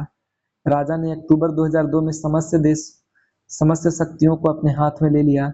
बहुत सारे राजनीतिक दल और संगठन एक नई संविधान सभा के गठन की मांग कर रहे थे। नेपाली कम्युनिस्ट पार्टी माओवादी जनता द्वारा चुनी गई संविधान सभा के संघर्ष में सबसे आगे थी। अतः जन प्रदर्शन के दबाव के सामने झुकते हुए राजा को एक ऐसी सरकार बनानी पड़ी जो आंदोलनकारी दलों को स्वीकार्य थी। इस सरकार ने राजा की लगभग सभी शक्ति छीन ली। 2008 में नेपाल ने राजतंत्र को खत्म किया और लोकतंत्र गणराज्य बना दिया। अतः नेपाल ने 2015 में नए संविधान बनाया, मतलब छठा संविधान 2015 में नेपाल का बनता है। सोचिए, 5 बार छठा बार बना और अंततः राजतंत्र खत्म करके लोकतंत्र लाया गया। और संविधान के मौलिक प्रावधान देखते हैं कि एक सफल संविधान की यह विशेषता है कि वह प्रत्येक व्यक्तियों को संविधान के प्रावधानों का आदर करने का कोई कारण अवश्य देता है। उदाहरण के लिए जिस संविधान में बहुसंख्यकों को समाज के अल्पसंख्यक समूहों का उत्पीड़न करने की अनुमति दी गई, वहाँ अल्पसंख्यकों के पास कोई कारण नहीं होगा कि वह संविधान के प्रावधानों का आदर करें। अब कह रहा है कि एक संविधान में दो तरह के, एक तो बहुसंख्यक लोग हैं जिसकी संख्या ज्यादा है, एक अल्पसंख्यक है जिनके पास की संख्या कम है। उस कंडीशन में संविधान के द्वारा बहुसंख्यक को अगर ऐसा अधिकार दिया जाए कि वह अल्पसंख्यक का शोषण करे, तो उस कंडीशन में अल्पसंख्यक के द्वारा उस संविधान का आदर नहीं किया जाएगा, क्योंकि वह उनके हित के विरुद्ध है। तो हमें ऐसा बनाना है संविधान ताकि अल्पसंख्यक और बहुसंख्यक दोनों का हित साधा जा सके। कोई संविधान अन्य लोगों की तुलना में कुछ लोगों को ज्यादा सुविधा देता है तो यह सुनियोजित ढंग से समाज के छोटे छोटे समूहों की शक्ति को और मजबूत करता है, तो उसे जनता की निष्ठा मिलनी बंद हो जाती है। यदि कोई समूह यह महसूस करे कि उसकी पहचान को दबाया जा रहा है, तो उसके पास संविधान को मानने का कोई कारण नहीं होगा। कोई भी संविधान खुद से न्याय के आदर्श स्वरूप की स्थापना नहीं करता, लेकिन उसे लोगों के विश्वास दिलाना पड़ता है कि यह बुनियादी न्याय को प्राप्त करने के लिए ढांचा उपलब्ध करा जाएगा। मतलब संविधान से लोगों को लगे, संविधान को ऐसा बनाया जाना चाहिए कि वह कह सके कि नहीं भाई, हम तुम्हारे हित की बात कर रहे हैं। अगर यहाँ लोगों की हित साधेगी नहीं, तो उस कंडीशन में क्या होगा कि संविधान का पालन लोग करने से कतराएंगे। ठीक है, आप इन विचारों का प्रयोग में लाएं। स्वयं अपने से यह प्रश्न पूछिए, समाज के कुछ बुनियादी नियमों में ऐसे कौन सी चीजें होनी चाहिए जिससे सभी लोगों को उन्हें मानने का एक कारण मिल सके। कोई संविधान अपने सभी नागरिकों की स्वतंत्रता और समानता की कितनी अधिक सुरक्षा करता है, उसकी सफलता की संभावना उतनी ही बढ़ जाती है। मोटे तौर पर कहें तो क्या भारतीय संविधान प्रत्येक नागरिकों को एक न एक ऐसा कारण देता है जिससे वो अपनी सामान्य रूपरेखा का समर्थन करते हैं। इस पुस्तक को पढ़ने के बाद आप इस प्रश्न का हाँ में उत्तर देने की स्थिति में होने चाहिए। मतलब कह रहा है कि भारतीय संविधान में एक ऐसा प्रावधान है जिससे लोग कम से कम यह मानने के लिए तो तैयार हैं कि हमारे लिए संविधान उपयोगी है। अगर मौलिक अधिकार दिया गया है तो सबको इस पे सहमत होंगे, तो कहीं ना कहीं मौलिक अधिकार दिया गया है तो लोगों को लगेगा कि यह हमारे लिए बहुत ही उपयोगी है। संस्थाओं की संतुलित रूपरेखा। संस्थाओं की संतुलित रूपरेखा क्या होगी, तो उस पर चर्चा करते हैं। संस्थाओं की संतुलित रूपरेखा। संविधान को जनता नहीं प्राय एक छोटे समूह ही नष्ट कर देता है। कह रहा है कि संविधान को जनता नहीं प्राय एक छोटे समूह ही नष्ट कर देता है, क्योंकि वह अपनी शक्तियां बढ़ाना चाहता है। ढंग से बनाए संविधान में शक्ति को इस प्रकार बांटा जाता है जिससे कोई एक समूह संविधान को नष्ट न कर सके। संविधान की रूपरेखा बनाने की एक कारगर विधि यह सुनिश्चित करता है कि किसी एक संस्था का सरकार सारी शक्तियों पर एकाधिकार न हो जाए। अगर एक संविधान के माध्यम से किसी एक व्यक्ति को अगर ज्यादा शक्ति दे दी जाए, तो उस कंडीशन में वो संविधान को ही आगे चल के खत्म कर देगा, संविधान को ही मतलब खतरे में डाल देगा। ऐसा करने के लिए शक्तियों को कई संस्थाओं में बांट दिया जाता है। उदाहरण के लिए भारतीय संविधान शक्तियों को एक समान धरातल पर विधायी, कार्यकारी और न्यायपालिका जैसे संस्थाओं और स्वतंत्र संवैधानिक निकाय जैसे निर्वाचन आयोग आदि में बांट देता है। इससे यह सुनिश्चित होता है कि यदि कोई एक संस्था संविधान को नष्ट करना चाहे तो अन्य दूसरी संस्था उसे अतिक्रमण को नियंत्रित कर लेगी। अवरोध और संतुलन के कुशल प्रयोग ने भारतीय संविधान की सफलता सुनिश्चित की। कहने का तात्पर्य है कि मान लीजिए कि विधायिका जो है संविधान का दुरुपयोग करती है, तो उस कंडीशन में न्यायपालिका सुप्रीम कोर्ट उस पर रोक लगा देगी, सब कानून को निरस्त कर देगी। तो कहीं ना कहीं ये शक्ति है। अगला पॉइंट है कि संस्थाओं की रूपरेखा बनाने में इस बात का भी ध्यान रखा जाना चाहिए कि उसमें बाध्यकारी मूल्य, नियम और प्रक्रियाओं के साथ अपनी कार्य प्रणाली में लचीलापन का संतुलन होना चाहिए, जिससे वह बदलती आवश्यकताओं और परिस्थितियों के अनुकूल अपने को ढाल सके। ज्यादा कठोर संविधान परिवर्तन के दबाव में नष्ट हो जाएगा। अगर इतना कठोर या जटिल संविधान बना देंगे तो जब परिवर्तन की आवश्यकता हो जाएगी तो उस समय संविधान नष्ट हो जाएगा। दूसरी ओर यदि संविधान अत्यंत लचीला है तो वह समाज को सुरक्षा और पहचान नहीं दे सकेगा। ठीक है, सफल संविधान प्रमुख मूल्यों की रक्षा करने और नई परिस्थितियों के अनुसार स्वयं को ढालने में एक संतुलन रखती है। आप भारतीय संविधान निर्माताओं की समझदारी को 9वें अध्याय संविधान एक जीवंत दस्तावेज में महसूस करेंगे, जिसमें भारतीय संविधान को एक जीवंत दस्तावेज की संज्ञा दी गई है। अपने प्रावधानों में परिवर्तन की संभावना और एक हद तक ठोस रूप में संतुलन बैठाकर संविधान सुनिश्चित करना कि वह दीर्घायु होगा और जनता का आदर प्राप्त करेगा। वो कह रहा है कि संविधान बना रहे हैं तो सबसे पहले हमारे पास चुनौती यह रहती है कि मतलब ऐसा बनाया जाए कि लोगों को उस और संविधान लंबे समय तक चले, मतलब इसको आसानी से हटाया नहीं जा सके, बदला नहीं जा सके। इस व्यवस्था में यह भी सुनिश्चित होता है कि कोई भी वर्ग या समूह अपने बलबूते संविधान को नष्ट नहीं कर सके। कोई एक व्यक्ति चाहकर भी संविधान को नष्ट नहीं कर सकता। अतः यह पता लगाने के लिए कि क्या किसी संविधान की सत्ता मान्य है, आप अपने से 3 प्रश्न पूछ सकते हैं। कौन सा 3 प्रश्न पूछ सकते हैं? तो पहला प्रश्न कहता है कि क्या जिन लोगों ने संविधान बनाया वह विश्वसनीय थे? इस प्रश्न का उत्तर इसी अध्याय में आगे मिलेगा। अब देखिए, आपसे अगर पूछा जाए, एक विद्यार्थी के तौर पर पूछा जाए, तो क्या लगता है कि जो भारत के संविधान बनाए थे वह वैलिड लोग बनाए थे? क्या वैध लोग के द्वारा भारतीय संविधान बनाया गया था? तो बिल्कुल सही बात है, पहला काम हाँ कहेंगे। दूसरा, क्या संविधान ने सुनिश्चित किया था कि सूझबूझ के साथ शक्ति को इस प्रकार संगठित किया जाए कि किसी एक समूह के लिए संविधान नष्ट करना आसान ना हो? और सबसे अधिक महत्वपूर्ण बात यह है कि क्या संविधान सबको कुछ ऐसा कारण देता है कि वह संविधान का पालन करे? बिल्कुल देता है, और एक व्यक्ति नष्ट नहीं कर सकता। इस पुस्तक के अधिकतर हिस्से में इसी प्रश्न का उत्तर दिया गया है। तीसरा पॉइंट हमारा कहता है कि क्या संविधान लोगों की आशाओं और आकांक्षाओं का पिटारा है? बिल्कुल।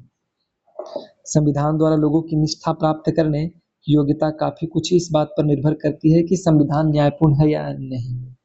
भारतीय संविधान में न्याय के बुनियादी सिद्धांत क्या हैं? इस पुस्तक का अंतिम अध्याय इस प्रश्न का उत्तर है। मैं थोड़ा सा यहाँ बताना चाहूंगा कि हो सकता है कि थोड़ा आपको यहाँ पे लगे कि शायद समझ में नहीं आया, तो बस बातों को सुनते जाइएगा, या फिर आपको लगे कि लेक्चर बहुत बड़ा हो रहा है तो इसको 1.5 में बस एक बार सुन लीजिएगा, आपका स्पष्ट हो जाएगा। अब देखिए, कार्टून बनाने वाले ने, एक सेकंड, इसको कार्टून को देखिए।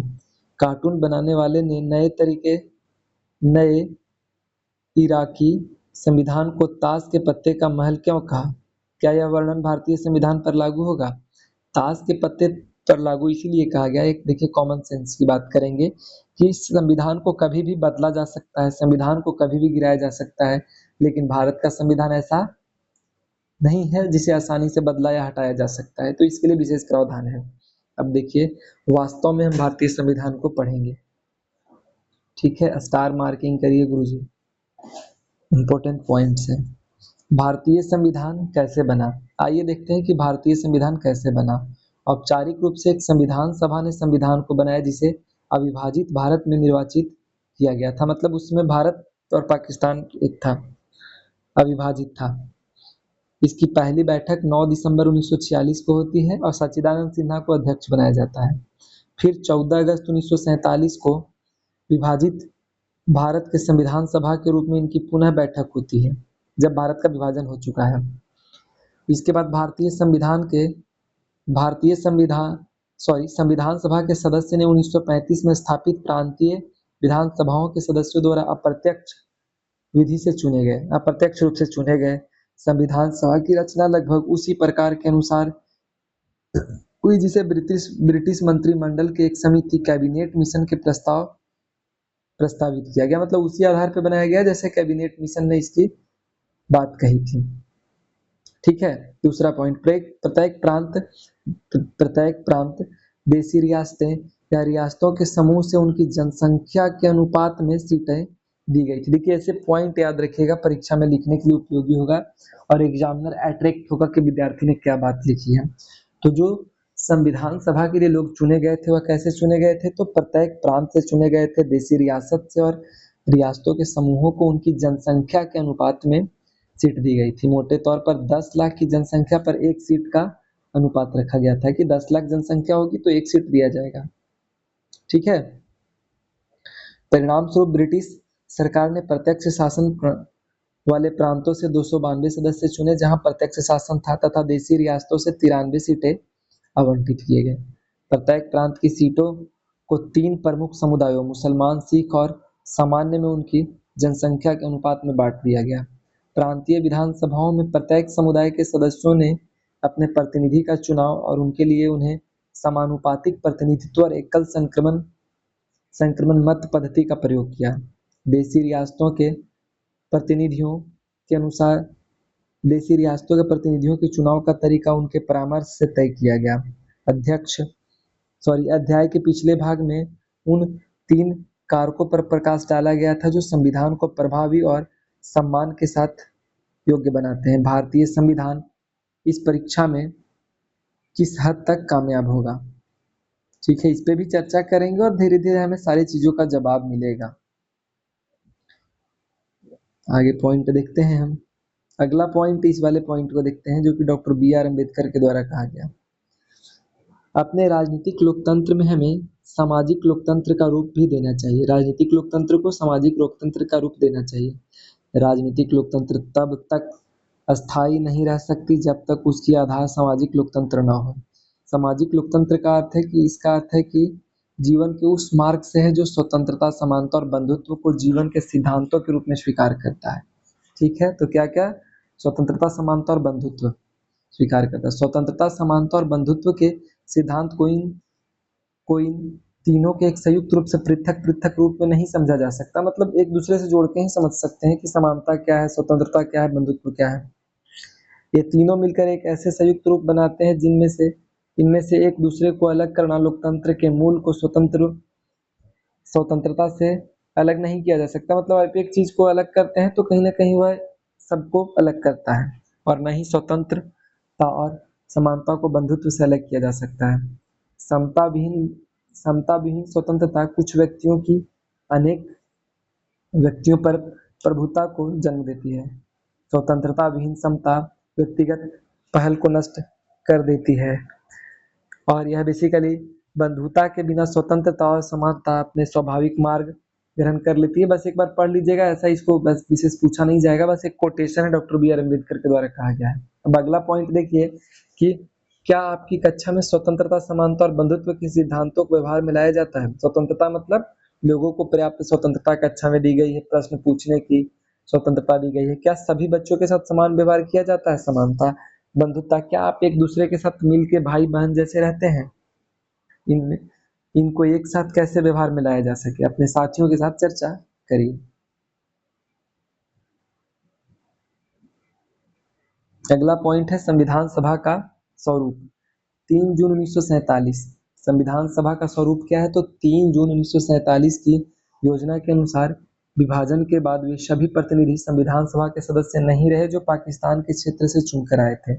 अब 3 जून 1947 जैसे कि 14 अगस्त 1947 को पाकिस्तान का विभाजन हो गया और भारत का, तो जो पाकिस्तान वाले एरिया में तो भारत के पार्ट नहीं रहे और वह अलग हो गए। ठीक है, तो पाकिस्तान से क्षेत्र से चुन के आए थे वह अब इस संविधान सभा के पार्ट नहीं रहे जो भारतीय संविधान का निर्माण करेंगे। संविधान सभा के वास्तविक सदस्यों की संख्या घटकर 299 रह गई। भारतीय संविधान में पहले 389 थी, बाद में 299 रह गई पाकिस्तान के विभाजन के बाद। इनमें से 26 नवंबर 1949 को कुल 284 सदस्य उपस्थित थे। ठीक है, उपस्थित कितने थे? 284 सदस्य। इन्होंने ही अंतिम रूप से पारित संविधान पर अपने हस्ताक्षर कितने लोग किए? 299 में से 284 लोग किए। फैक्ट याद करिएगा, और MCQ में काम देगा। इस प्रकार इस उपमहाद्वीप में विभाजन से उपजी विभीषिका और हिंसा के बीच संविधान निर्माण का काम हुआ। लेकिन संविधान निर्माताओं के धैर्य की प्रशंसा करनी होगी कि उन्होंने न केवल अत्यधिक दबाव में एक संविधान बनाया, बल्कि विभाजन के कारण हुए अकल्पनीय हिंसा से सही सबक सीख लिया। भारत के संविधान में नागरिकों की एक नई अवधारणा प्रस्तुत की गई। इसके अंतर्गत अल्पसंख्यक न केवल सुरक्षित होंगे बल्कि धार्मिक पहचान का नागरिक अधिकारों पर भी कोई प्रभाव नहीं पड़ेगा। और चूंकि हमको पता है कि जब भारत पाकिस्तान का विभाजन हुआ तो उस कंडीशन इतना बदतर स्थिति था, इतना कत्लेआम, जनसंहार किया गया, और उस कंडीशन में एक संविधान का निर्माण करना, जनसंख्या या नागरिकता का विचार रखना बहुत बड़ी बात है और अपने आप में बहुत बड़ी बात है। ठीक है, अगला पॉइंट हम देखते हैं। अगला पॉइंट हमारा कहता है कि लेकिन संविधान सभा के गठन का यह विवरण केवल सतही तौर पर ही हमें बताता है कि संविधान वास्तव में बना कैसे। यद्यपि हमारी संविधान सभा के सदस्य सार्वभौमिक वयस्क मताधिकार के आधार पर नहीं चुने गए थे, पर उन्हें ज़्यादा से ज़्यादा प्रतिनिधि बनाने का गंभीर प्रयास किया था। मतलब डायरेक्ट हम देखा जाए तो वयस्क मताधिकार से तो नहीं चुने गए, लेकिन उनका ज़्यादा से ज़्यादा मतलब प्रतिनिधियों या प्रतिनिधि बनाने का प्रयास किया गया। सभी धर्मों के सदस्यों को ऊपर बताई गई विधि से प्रतिनिधित्व दिया गया हो। इसके अतिरिक्त संविधान सभा में अनुसूचित जातियों के 28 सदस्य थे, 28 सदस्य थे एसटी के। एसटी के कितने सदस्य थे? 28 सदस्य थे अनुसूचित जनजाति के। अनुसूचित जनजाति के 28 सदस्य थे संविधान सभा में, ठीक है, 28 सदस्य थे। फैक्ट याद करते जाइएगा, 28 सदस्य थे। जहां तक राजनीतिक दलों का सवाल है, विभाजन के बाद संविधान सभा में कांग्रेस का वर्चस्व था और उसे 82% सीटें प्राप्त थी, लेकिन कांग्रेस स्वयं विविधताओं से भरी हुई एक ऐसी पार्टी थी जिसमें लगभग सभी विचारधारा की नुमाइंदगी थी। अगला पॉइंट देखते हैं कि यदि भारतीय संविधान सभा देश के सभी लोगों के द्वारा निर्वाचित होती तो क्या होता? क्या वह उस संविधान सभा से भिन्न होती जो बनाई गई है? अब इस पे थोड़ा सा चर्चा विश्लेषण करने की बात है कि जैसे अभी तो प्रतिनिधियों के द्वारा बनाया गया था, लेकिन वास्तव में अगर सब लोग मिलकर बनाते तो क्या अभी जैसा संविधान होता या कुछ और होता? तो यह कल्पना करने की बात है। आगे यह भी स्पष्ट होगा। संविधान सभा के कामकाज की शैली। संविधान सभा की सत्ता केवल इस बात पर ही नहीं टिकी थी कि वह मोटे तौर पर, हालांकि पूर्ण रूप से नहीं, सबका प्रतिनिधित्व कर रही थी। संविधान बनाने के लिए अपनाई गई प्रक्रिया और सदस्यों के बीच विचार विमर्श की जड़ में छुपे मूल्यों में ही संविधान सभा की लोकप्रिय सत्ता का आधार था। जहां प्रतिनिधियों का दावा करने वाले किसी सभा के लिए वांछनीय है, उसमें समाज के विभिन्न वर्ग सहभागी हो, वही यह भी महत्वपूर्ण है कि वे केवल अपनी पहचान या समुदाय का प्रतिनिधित्व न करें। अब है कि ये जिस प्रतिनिधि को चुन के भेजा गया है वह सिर्फ अपने समुदाय का ही प्रतिनिधित्व नहीं करे, बल्कि सभी लोगों का ध्यान करें। संविधान सभा के सदस्यों ने पूरे देश के हित को ध्यान में रखकर विचार विमर्श किया। सदस्यों में प्राय मतभेद हो जाते थे, लेकिन सदस्यों द्वारा अपने हितों को आधार बनाकर शायद ही कोई मतभेद हुआ था। मतलब अपने हित या अपने लोभ लालच के आधार पर भेदभाव, मतलब मतभेद नहीं हुआ, लेकिन किसी न किसी कारण पर तो मतभेद हो ही जाएगा। यह मतभेद वास्तव में वैध सैद्धांतिक आधार पर थे। हालांकि संविधान सभा में अनेक मतभेद थे। भारत में शासन प्रणाली केंद्रीकृत होनी चाहिए या विकेंद्रीकृत, राज्यों के बीच कैसे संबंध होने चाहिए, इस पर मतभेद था। न्यायपालिका की कार्य शक्तियां कैसी होनी चाहिए, इस पर मतभेद था। क्या संविधान को संपत्ति के अधिकार की रक्षा करना चाहिए, इस पर मतभेद था। लगभग इन सभी विषयों पर गहराई से चर्चा हुई जो आधुनिक राज्य की बुनियाद है। संविधान का केवल एक ही प्रावधान ऐसा है जो लगभग बिना किसी विवाद के पास हो गया। संविधान का केवल एक ही प्रावधान ऐसा है जो लगभग बिना किसी विवाद के पास हो गया, और यह प्रावधान सार्वभौमिक मताधिकार का था। सिर्फ यही एक था कि सार्वभौमिक वयस्क मताधिकार का, जिसका अर्थ है कि सार्वभौमिक मताधिकार, इसका अर्थ है कि धर्म, जाति, शिक्षा, लिंग और आय के आधार पर, धर्म, जाति, शिक्षा और लिंग और आय के आधार पर भेदभाव किए बिना सभी नागरिकों को निश्चित आयु प्राप्त करने पर वोट देने का अधिकार हो। मतलब एक एज के बाद तो सभी लोग वोट दे सकते हैं, चाहे किसी जाति, धर्म या लिंग के हों। सदस्यों ने इस पर वाद विवाद आवश्यक नहीं माना किसे वोट देने का अधिकार होना चाहिए, लेकिन इसके अतिरिक्त प्रत्येक विषय पर गंभीर विचार विमर्श और विवाद किए गए। चूंकि इसमें देना ही था कि एक एज के बाद सबको वोट देने का अधिकार होना चाहिए, भेदभाव की तो बात थी नहीं, तो फिर उस कंडीशन में यह डिसाइड करने का क्या मतलब कि किसको देंगे किसको नहीं देंगे। चर्चा समय बर्बादी है।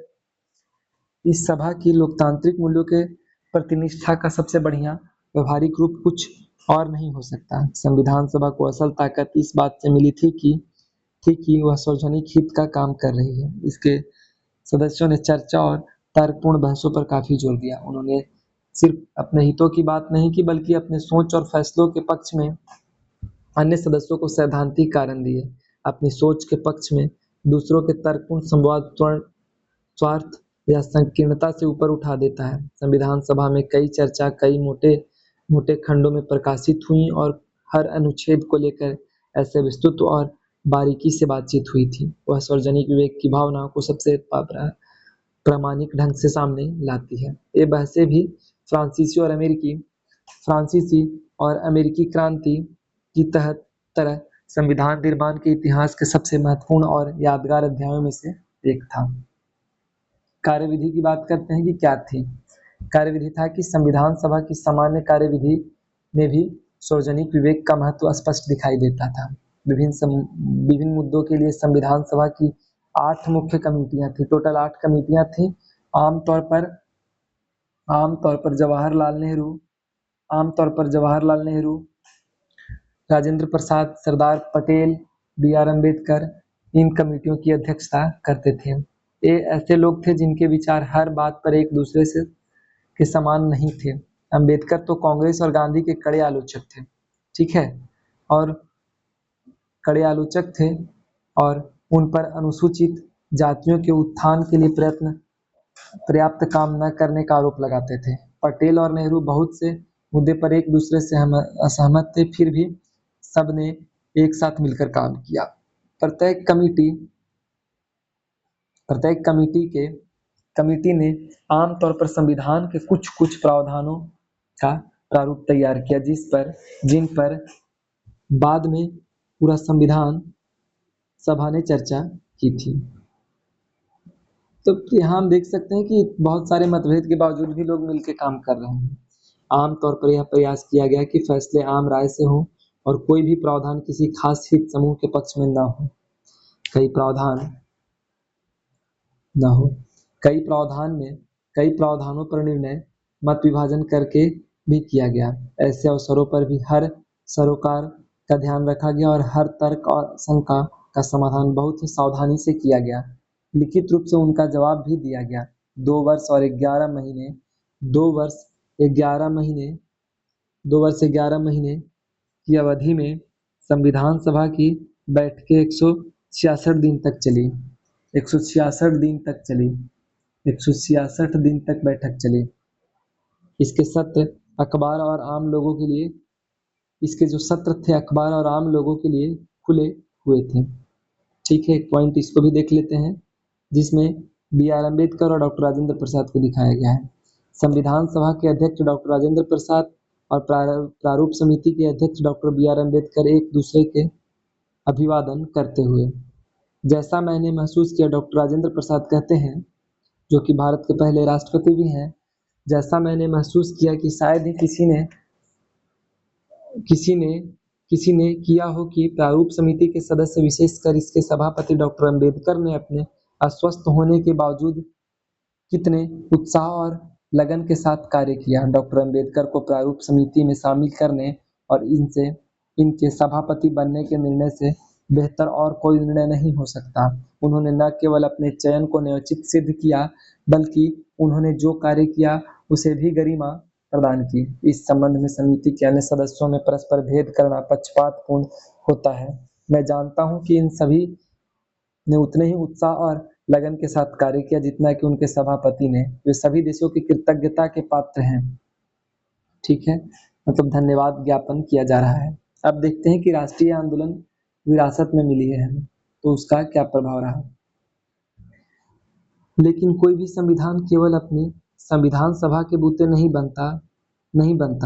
भारत की संविधान सभा इतनी विविधतापूर्ण थी कि वह सामान्य ढंग से काम ही नहीं कर सकती थी यदि उसके पीछे कुछ सिद्धांत पर आम सहमति न होती, जिन्हें संविधान में रखा जाना था। इन सिद्धांतों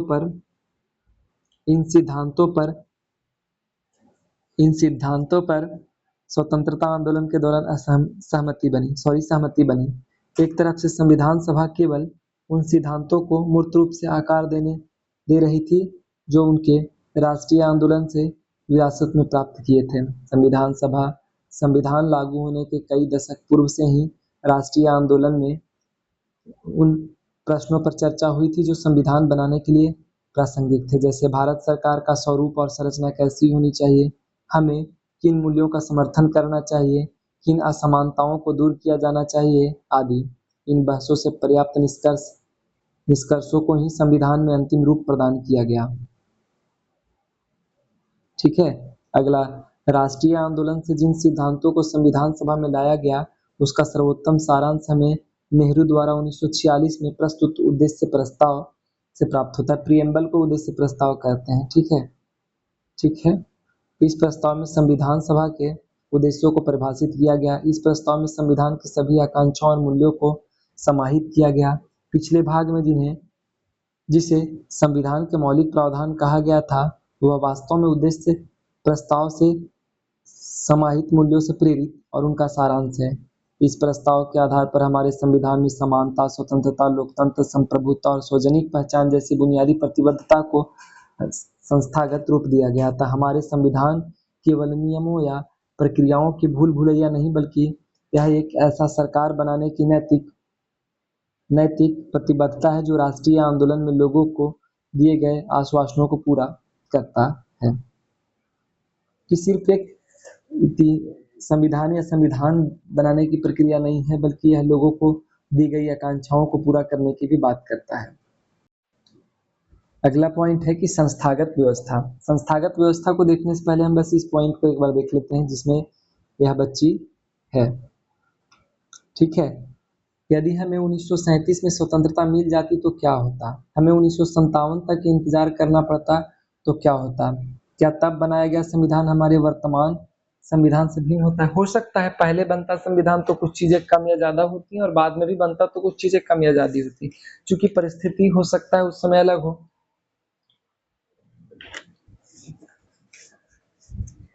शायद बहुत सारा प्रावधान उस समय नहीं करना पड़ता, तो परिस्थिति और काल का भी प्रभाव पड़ता है संविधान या कोई नियम बनाते समय। संस्थागत व्यवस्था, संविधान को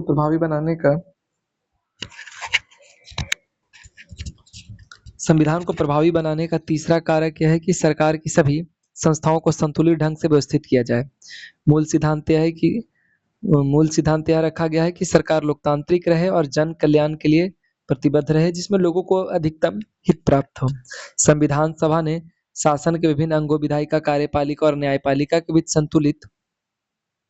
समुचित संतुलित स्थापित करने के लिए बहुत विचार मंथन किए। मतलब एक दूसरे के कार्य में हस्तक्षेप नहीं करें, अपने स्वतंत्र रूप से कार्य करें, और कभी भी विधायिका ऐसा कोई गलत काम करती है, गलत नीति लाती है तो उसका विरोध कौन करेगा? न्यायपालिका करे। ठीक है, संविधान सभा ने संसदीय शासन व्यवस्था और संघात्मक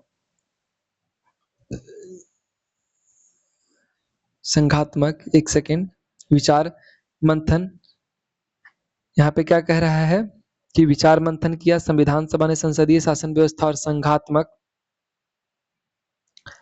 नीचे देख लेते हैं फिर आगे, संघात्मक व्यवस्था को स्वीकार किया जो कि एक और विधायिका और कार्यपालिका के बीच तथा दूसरी और विधायिका और कार्यपालिका तो दूसरी और राज्य और केंद्र राज्यों के बीच संबंधों या शक्तियों का वितरण करती है।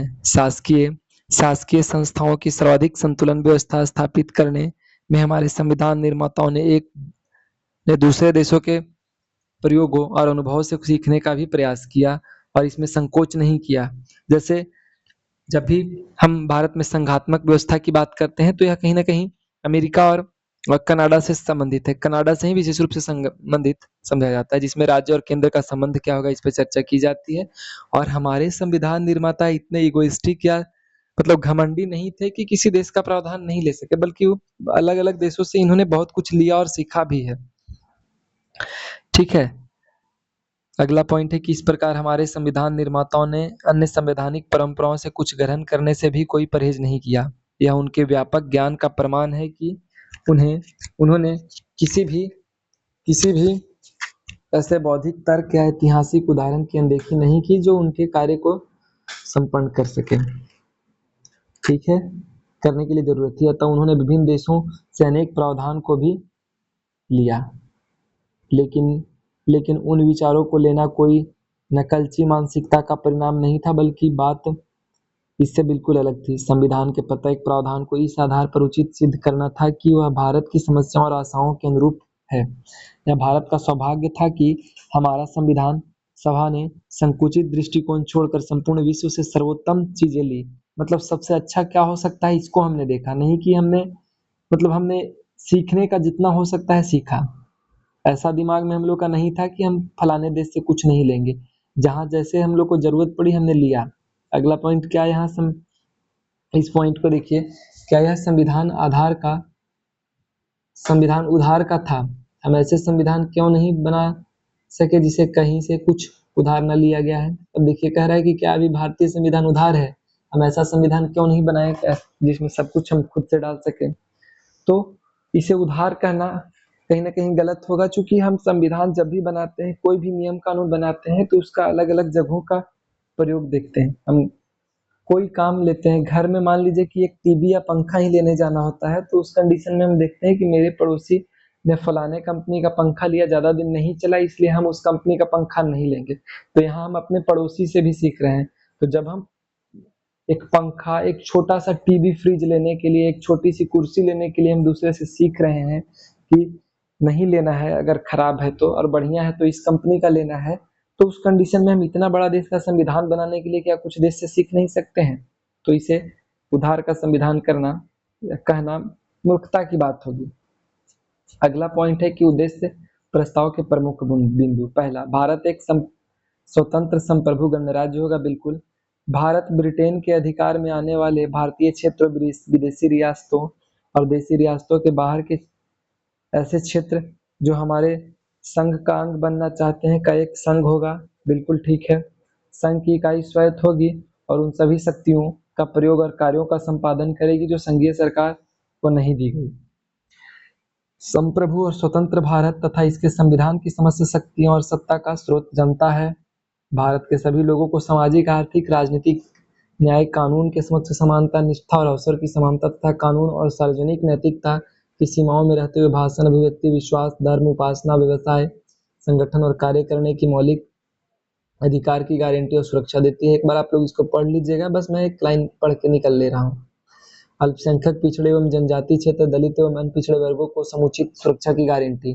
गणराज्य की क्षेत्रीय अखंडता तथा थल, जल और आकाश में के संप्रभु अधिकारों की रक्षा सभ्य राष्ट्रों के कानून और न्याय के अनुसार की जाएगी। विश्व शांति और मानव कल्याण के विकास के लिए देश स्वेच्छापूर्वक और पूर्ण योगदान करेगा। इस पॉइंट को हमने देखा। अब इस पॉइंट को पढ़ते हैं, डॉक्टर बी आर अम्बेडकर का क्या कहना है। डॉक्टर बी आर अम्बेडकर कहते हैं कि हम पूछना चाहते हैं कि विश्व इतिहास के इस पड़ाव पर बनाए गए संविधान में क्या कुछ नहीं नया भी हो सकता है? आज इस समय बनाए संविधान में यदि कुछ नया हो सकता है तो यह है कि उसे केवल कुछ ऐसे परिवर्तन किए जाए जो कमियों को दूर करे और उसे देश की आवश्यकताओं के अनुरूप, और ऐसे बहुत सारे परिवर्तन समय के साथ किए भी गए हैं। अब अगला पॉइंट है, विभिन्न देशों के संविधान के लिए विभिन्न देशों के संविधान से लिए गए प्रावधान। अब हम देखेंगे कि किन किन देशों से क्या क्या प्रावधान लिया गया है। ब्रिटेन से हमने क्या लिया, तो सार्वभौमिक मत के आधार पर चुनाव में जीत। सार्वभौमिक मत के आधार पर चुनाव में जीत का फैसला, मतलब जिसका जितना वोट आया, ज्यादा वोट आया, जीत जाएगा। सरकार का संसदीय स्वरूप हम ब्रिटेन से लेते हैं। कानून के शासन का स्वरूप भी ब्रिटेन से लेते हैं। विधायिका में अध्यक्ष का पद और उसकी भूमिका हम ब्रिटेन से लेते हैं। कानून निर्माण की विधि भी हम ब्रिटेन से लेते हैं। आयरलैंड से क्या लेते हैं, तो राज्य के नीति निर्देशक तत्व। फ्रांस से हमने क्या लिया, तो स्वतंत्रता, समानता और बंधुत्व का सिद्धांत लिया। देखिए किन किन देशों से हमने क्या क्या लिया। अमेरिका के संविधान से हमने मौलिक अधिकार लिया और न्यायिक पूर्णावलोकन की शक्ति और न्यायिक पालिका की स्वतंत्रता की बात की। कनाडा से हमने क्या लिया, एक अर्ध संघात्मक सरकार का स्वरूप, जिसे सशक्त केंद्रीकरण सरकार वाली संघात्मक व्यवस्था कहते हैं, और अवशिष्ट शक्तियां केंद्र के पास होगी। कनाडा से हमने लिया। अवशिष्ट शक्तियों का सिद्धांत भी हमने कनाडा से लिया।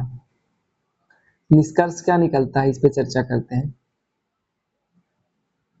निष्कर्ष निकलता है कि यह संविधान निर्माताओं की बुद्धिमत्ता और दूरदृष्टिता का प्रमाण है कि वे देश को एक ऐसा संविधान दे सके जिससे जनता द्वारा मान्य आधारभूत मूल्य और सर्वोच्च आकांक्षाओं को स्थापित दिया जा सके।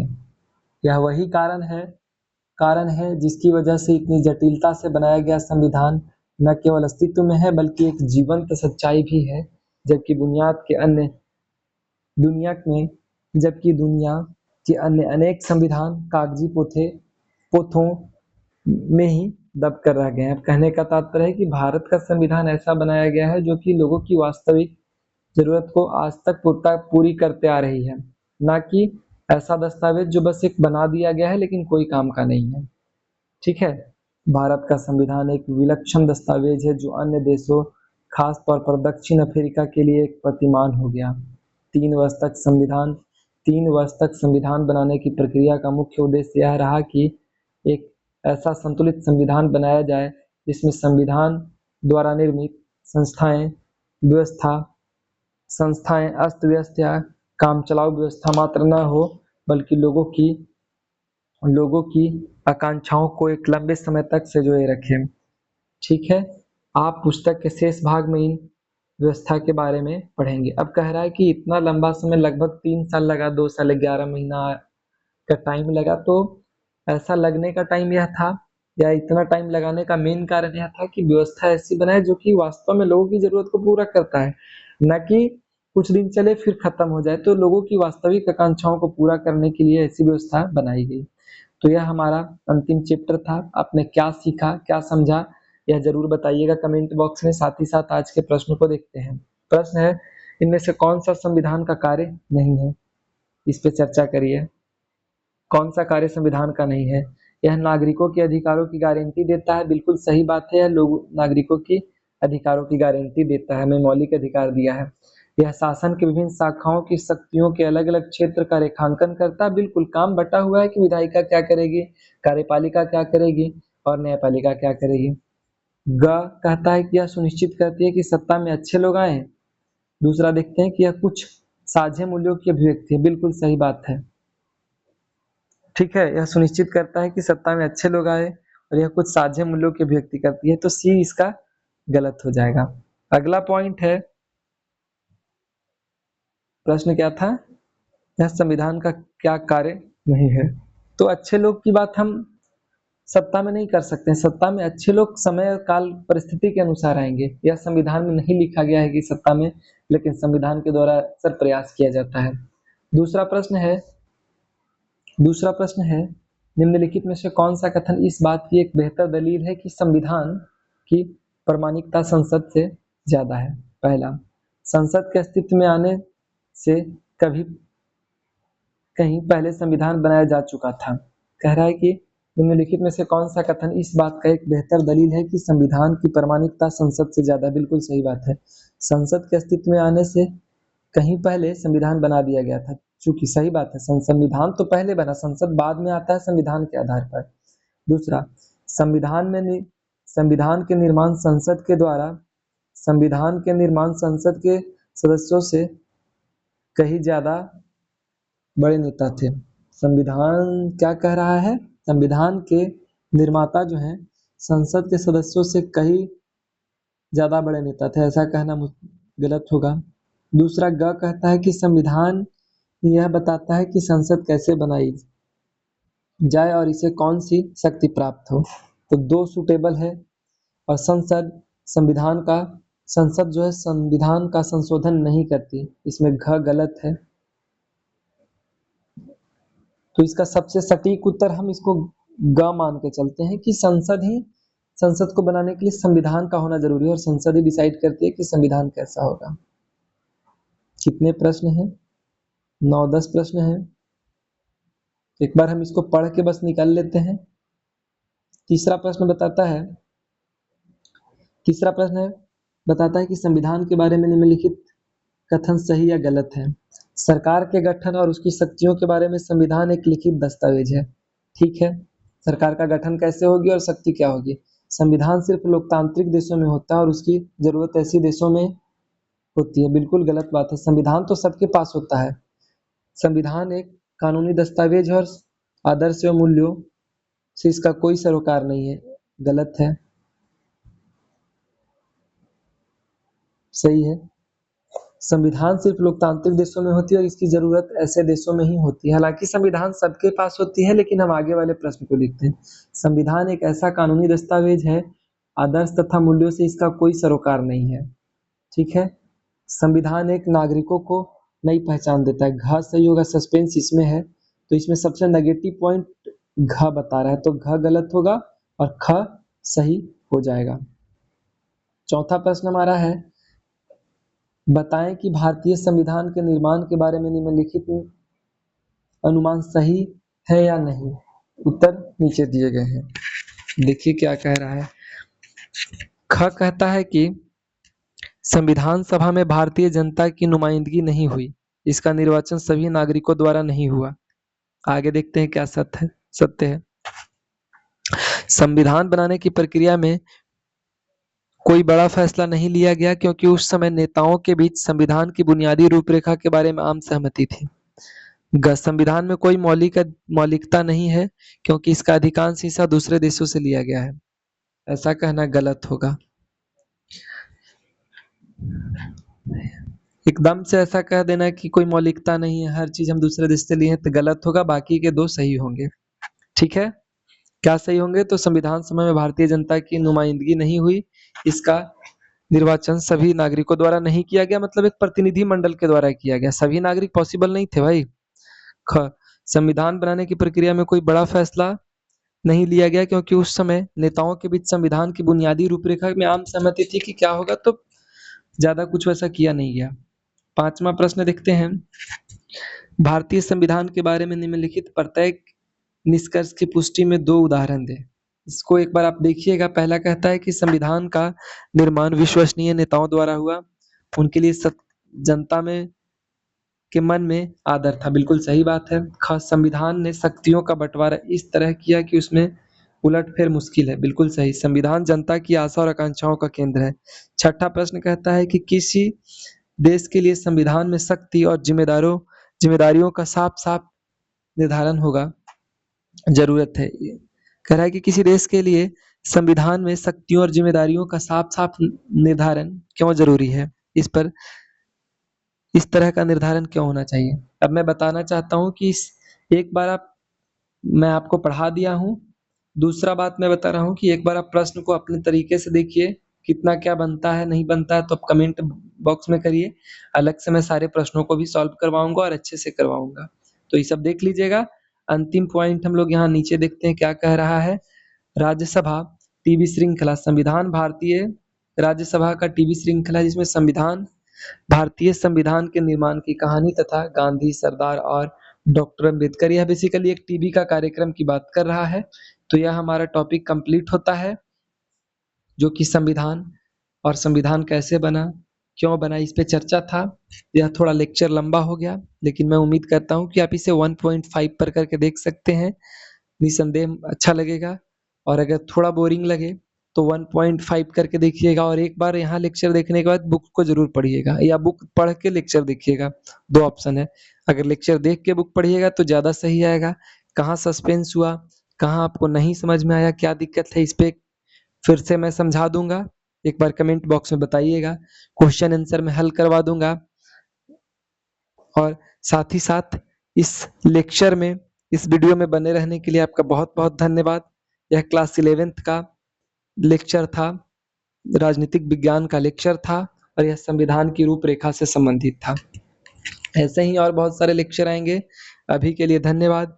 फिर मिलते हैं अगली कक्षा में, और तब तक के लिए आपसे निवेदन है कि आप लाइक शेयर एंड सब्सक्राइब अवश्य करें, ताकि इसी तरह की और वीडियो हम लाए। थोड़ा बड़ा हुआ लेकिन अच्छा लगेगा। बहुत बहुत धन्यवाद आपका हमारे साथ जुड़ने के लिए। फिर मिलते हैं अगली कक्षा में।